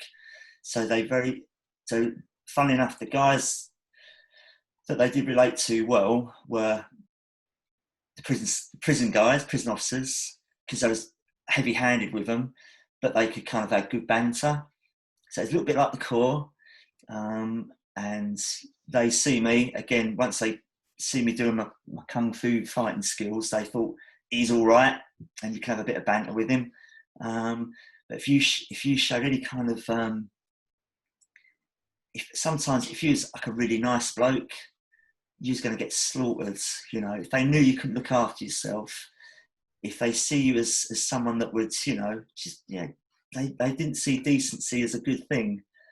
You know, because they just see it as weakness. So for some of them, that role model was going to be a long way in the distance. Even if you said, look, I'm an ex-Marine and those sorts of things. Well, can you have a scrap? Well, yeah, I can. And well, let's try that out. And then, okay, he can. But then you do things like you'd make dinner for them. And eventually they'd really appreciate that. You play football with them.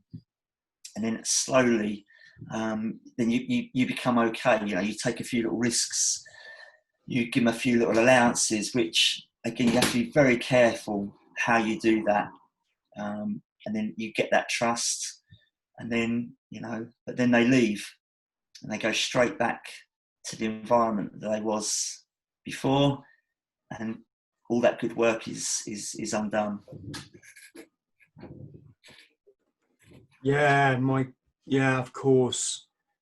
And it's all systemic stuff, isn't it? It's not, we've had a criminal justice system for the last, well, for whenever, since its inception, that has obviously blamed the offender for being inherently evil or wrong or whatever. And it's not really that long in society that we're starting to understand that, no, you're a product of your environment, and you're a product of your upbringing, and you're a product of socio-economic circumstance, which is not to excuse bad behavior, but it is to understand where the behavior comes from.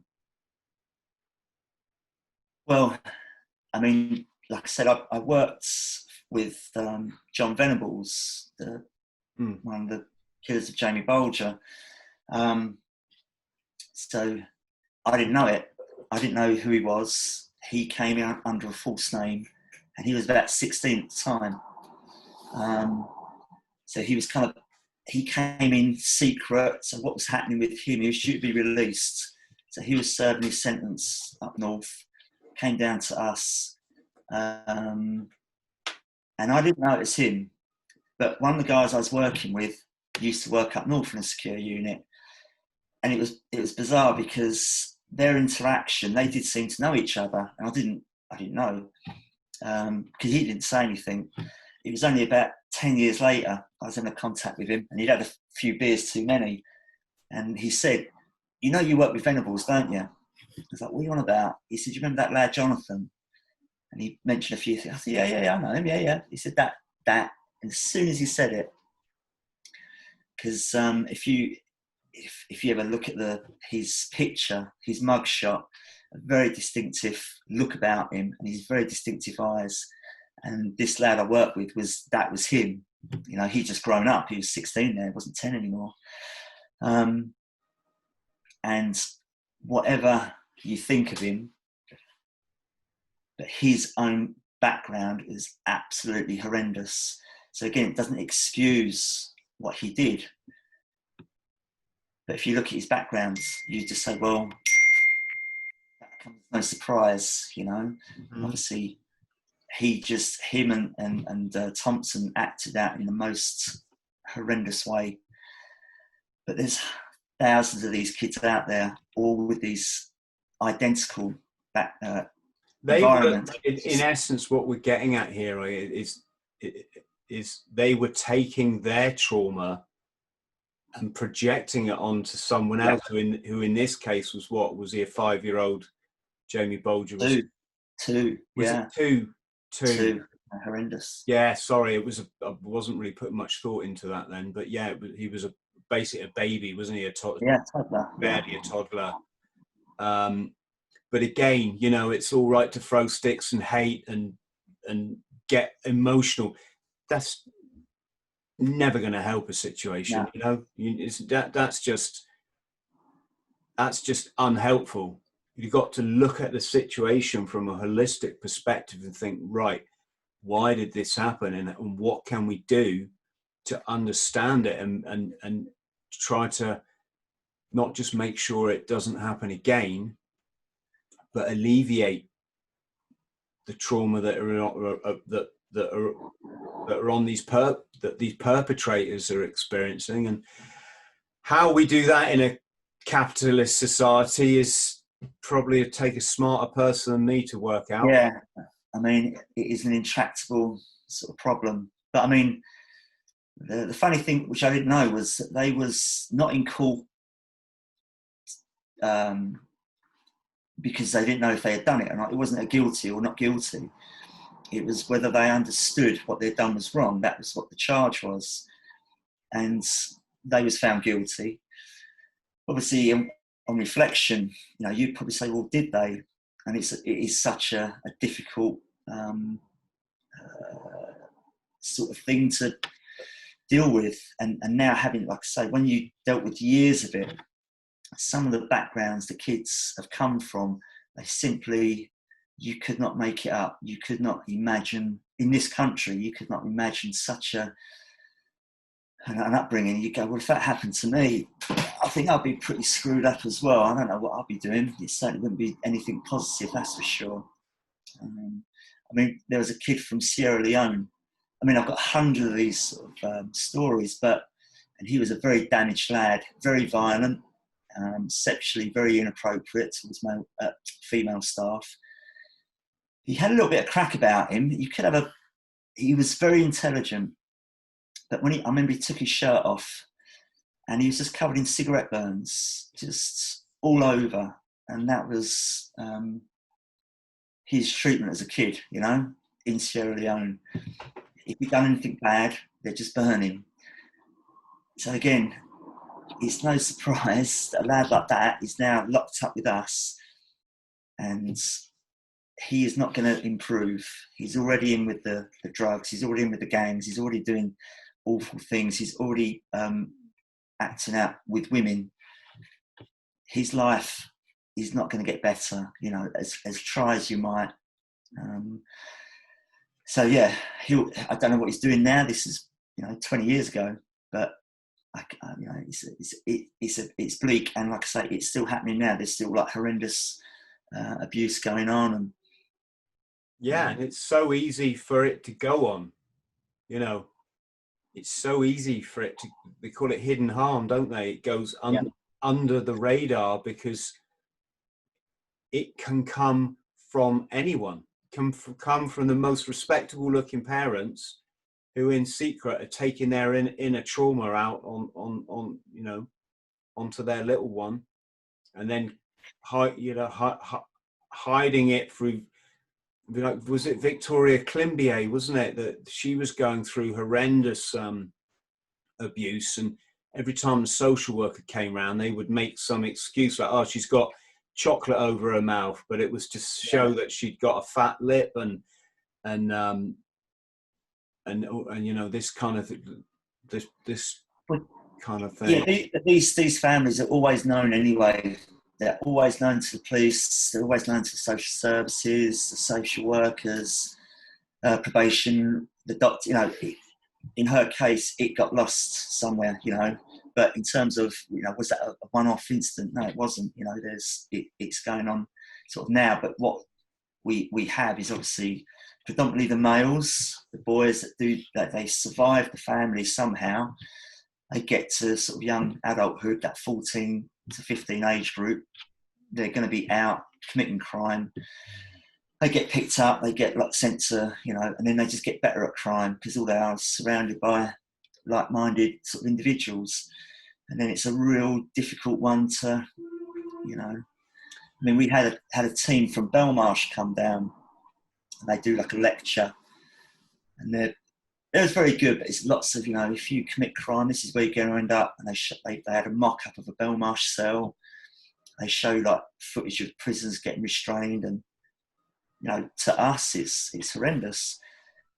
To them it's no big deal. Half their family was in Belmarsh, and if it wasn't that, well, I'm not going to get caught. And a good friend of mine said he had a lecture from John McVicker, and he just said, so it's his quote I'm stealing, that prison only scares the middle classes. If you're brought up in anything, other than middle class, you don't really care. Prison is just an occupational hazard. So it doesn't scare them. They're not fussed. So, you'd like to think a good positive role model and give them these avenues to do good things. It boils down to the individual, and some will just say, no, I'm not in for it. Maybe the odd one or two say yes.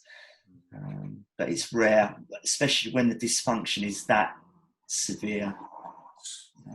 So, John, are you saying when you worked with John Venables, you didn't realise it was him the whole time you worked for him? No. Did you notice were the other I don't want to call them young offenders, I hate that term, but the other young people, the other residents, yeah, they didn't know him. No, they were probably too young to.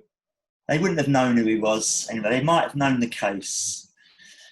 They wouldn't have recognised him, and I didn't recognise him because he was like 6 foot tall by this time. He wasn't 10. He'd been living in a secure unit, being fed and looked after. So yeah, completely different. But I didn't find him unlikable, and he had a little bit of humour about him as well. But he was violent, and he wasn't violent when he arrived. And then what he started doing the usual, started pushing answering back. Then that turned into being quite abusive, and then eventually he assaulted a couple of members of staff. Tried to stab one of them with a pencil, but then that was his last week there, and then he went to court. So I was like key working him. He went to court, and I thought we'd be back, and that was it. Never see him again. But that was his. That was it. He was gone. He was free. But yeah, so yeah, I wouldn't say he was no more violent than anyone else on the unit. So he didn't stick out. But yeah. If you read the background, it was horrendous. The whole situation's just awful. Awful for him. I mean, how do you to have to go the rest of your life with that in your head of something that you did to a toddler when you yourself were so young and not knowing your own mind, and not obviously they weren't, by definition they weren't really in control of their they were children. He was 10, and again I think it's I was reading something about Ian Brady. So obviously Ian Brady is not a nice guy, but he just I read a statement where he just said, I didn't choose this path in life. And he was the same. He had been brought up in this horrendous Scottish sort of family, and he was being sort of quite philosophical, as in had that not happened, all those things, of course, I'd much preferred to have had a good life. And the choices, you could still say, well, that you made them choices, but and quite rightly so. But a lot of us are lucky we've not had that level of trauma and misery. You know, your life for a lot of us has been pretty good. And you say, well, that's nice for me. There's other people that will just say, I've had nothing but, you know, crap. And yeah, so as much as you can say that's the choice you made and it was a bad choice, and you know, obviously a lot of people have suffered. If nothing else, it would make you think differently looking at the background. So another lad that I worked with, who's in prison now for murder, he murdered his cellmate, and he was with us, and he was, again, they call him like the Hannibal Lecter up in Scotland. I won't mention his name, but he's in the public domain. Super intelligent lad. He's a real sort of barrack room lawyer with laws and regulations and that. But he was, I think the mother was a prostitute. The father was like a registered psychopath. He was neglected from birth. The family got taken away, and he was prostituted as a young boy by the foster. Yeah, you could not make it up. And so yeah, so I remember the psychiatrist saying, if the damage is done from 0 to 1, you can work with it. If the damage is done from 0 to 5, it's irreversible. It doesn't matter how many good role models you're going to get. Your life has been decided for you based on that 5 years. And I have to agree. I'm not in a position to disagree with that. It's trauma my experience is it stays with you for life, and it's an everyday thing. I don't want to say battle, because that just gives power to it, but it's an everyday thing, and you don't end up, well, let's just say it, taking as much drink and drugs as I have. If you had the perfect childhood, you know, there's so much we don't understand about trauma still, John, you know, and when you look at it, when you look at almost like everything that's wrong in society or that could be better, so much of it stems from childhood trauma, as we're now sort of finding out. And so many if you think of all the good things that happen in your life, how they influence you, it's very powerful, isn't it? So if something negative has happened, well, that's going to have the equal sort of effect, isn't it? And you know, so I worked a lot with the girls. I worked in the girls' unit at another place. So where the boys would always act out in violence towards you, unless they realised they couldn't. But with young girls, it's always the self-harm. It's always the cutting. It's the eating disorders. It's, you know, the putting themselves out and hanging around with guys they shouldn't, which again is just incredible, the level of harm they do themselves. And again, you look back at their history and it's like, well, you know, again, that's not going to change. You know, your life has been affected so much in this, you know, the formative years. It's going to be tough to try and, you know, recover that. Hopefully you will. And there's enough good things out there to help that. But again, they can be so destructive. It's hard. Yeah, I worked in a clinic as a substance misuse specialist for 3 years, and my girlfriend still does that job.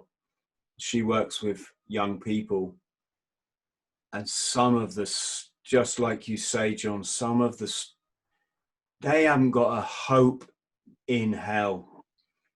They're talking like teenage girls that say, for example, they get pregnant and they're in the full throes of addiction.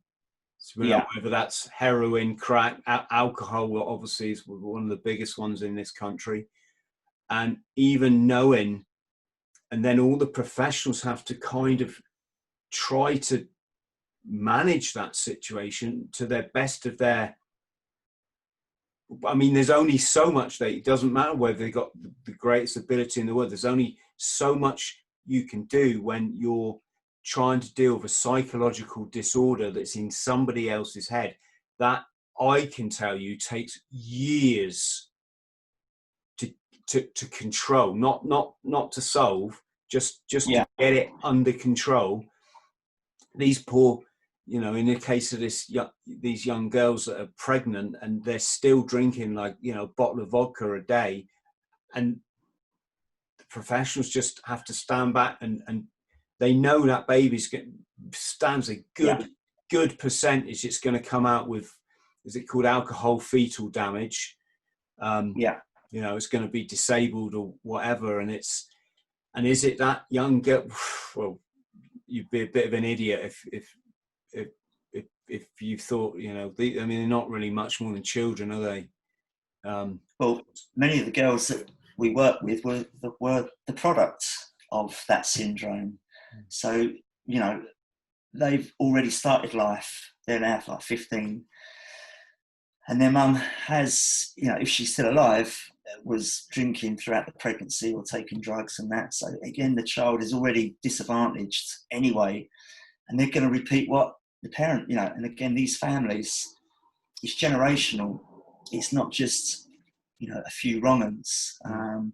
You know, I was reading one, there was a family that spanned like 3 generations, and, you know, a 40-year period was like 78 arrests, I think they said, you know, millions of pounds worth of services within the justice system, prison sentences, teenage, you know, just one family. It's just unbelievable, and there is nothing is going to stop it.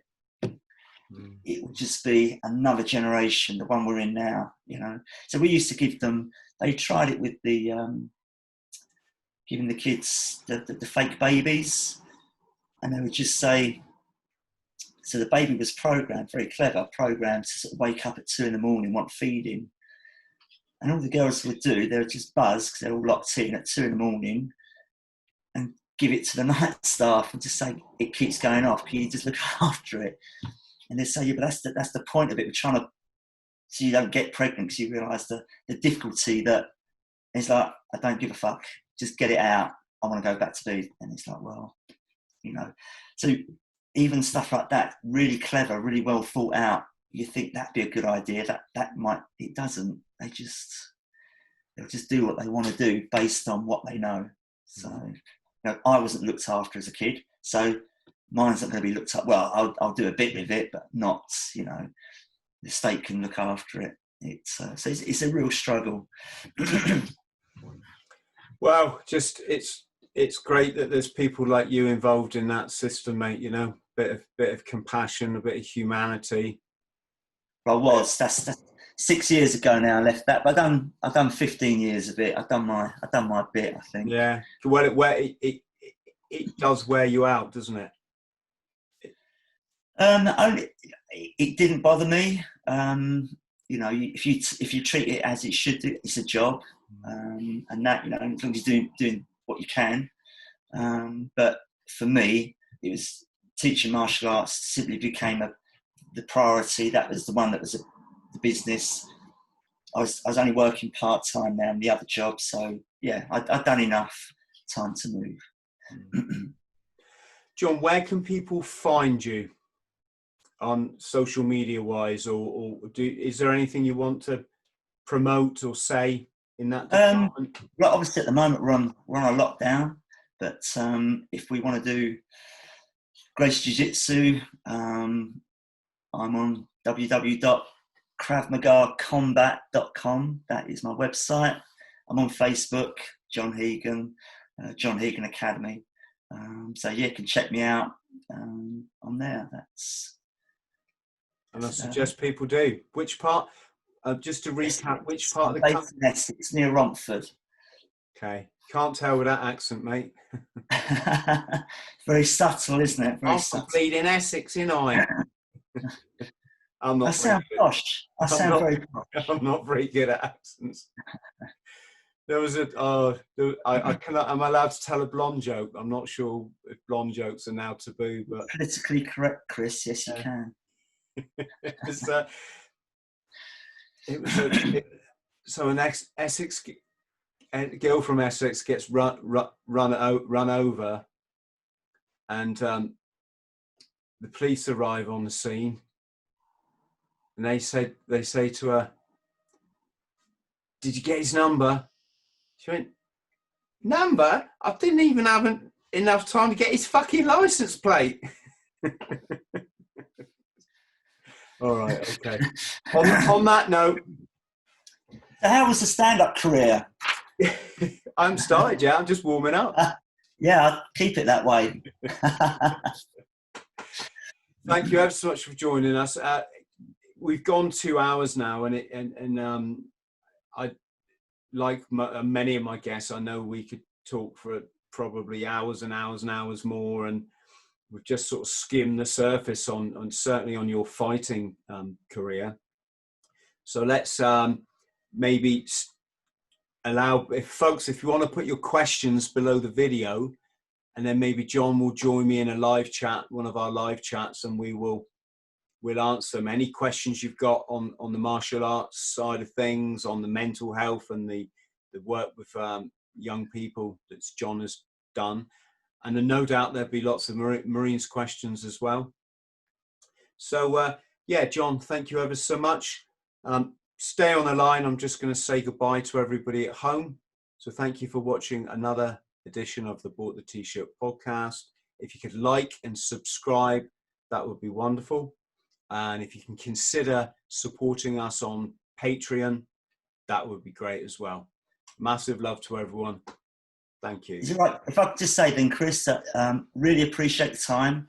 I felt a bit of an imposter, really. You've had some amazing guests, certainly done a lot more than me, but yeah, really enjoying the stuff that you do, and yeah, keep it going. Really good. Oh, that's yeah. You're the second person in a couple of days that's taken the time to say that. Like, yeah, I really appreciate it. And as I say to everyone, we're all equal on this planet. We've all got a story, and I don't mind to hear them all, and I actually love hearing them all. The trouble is with this bloody new technology is they have things called algorithms that sadly don't recognize this story of the ordinary man in the street or woman in the street, which can be so powerful in its own right, because we've all got a story, and yeah, I think that's worth remembering. So until the next time. Hello friend, I hope this finds you well. My name's Chris THRALL. I'm a former Royal Marines commando, and I fought my way back from chronic trauma and addiction to live, work and travel in 80 countries across all 7 continents, achieving all of my dreams and goals along the way.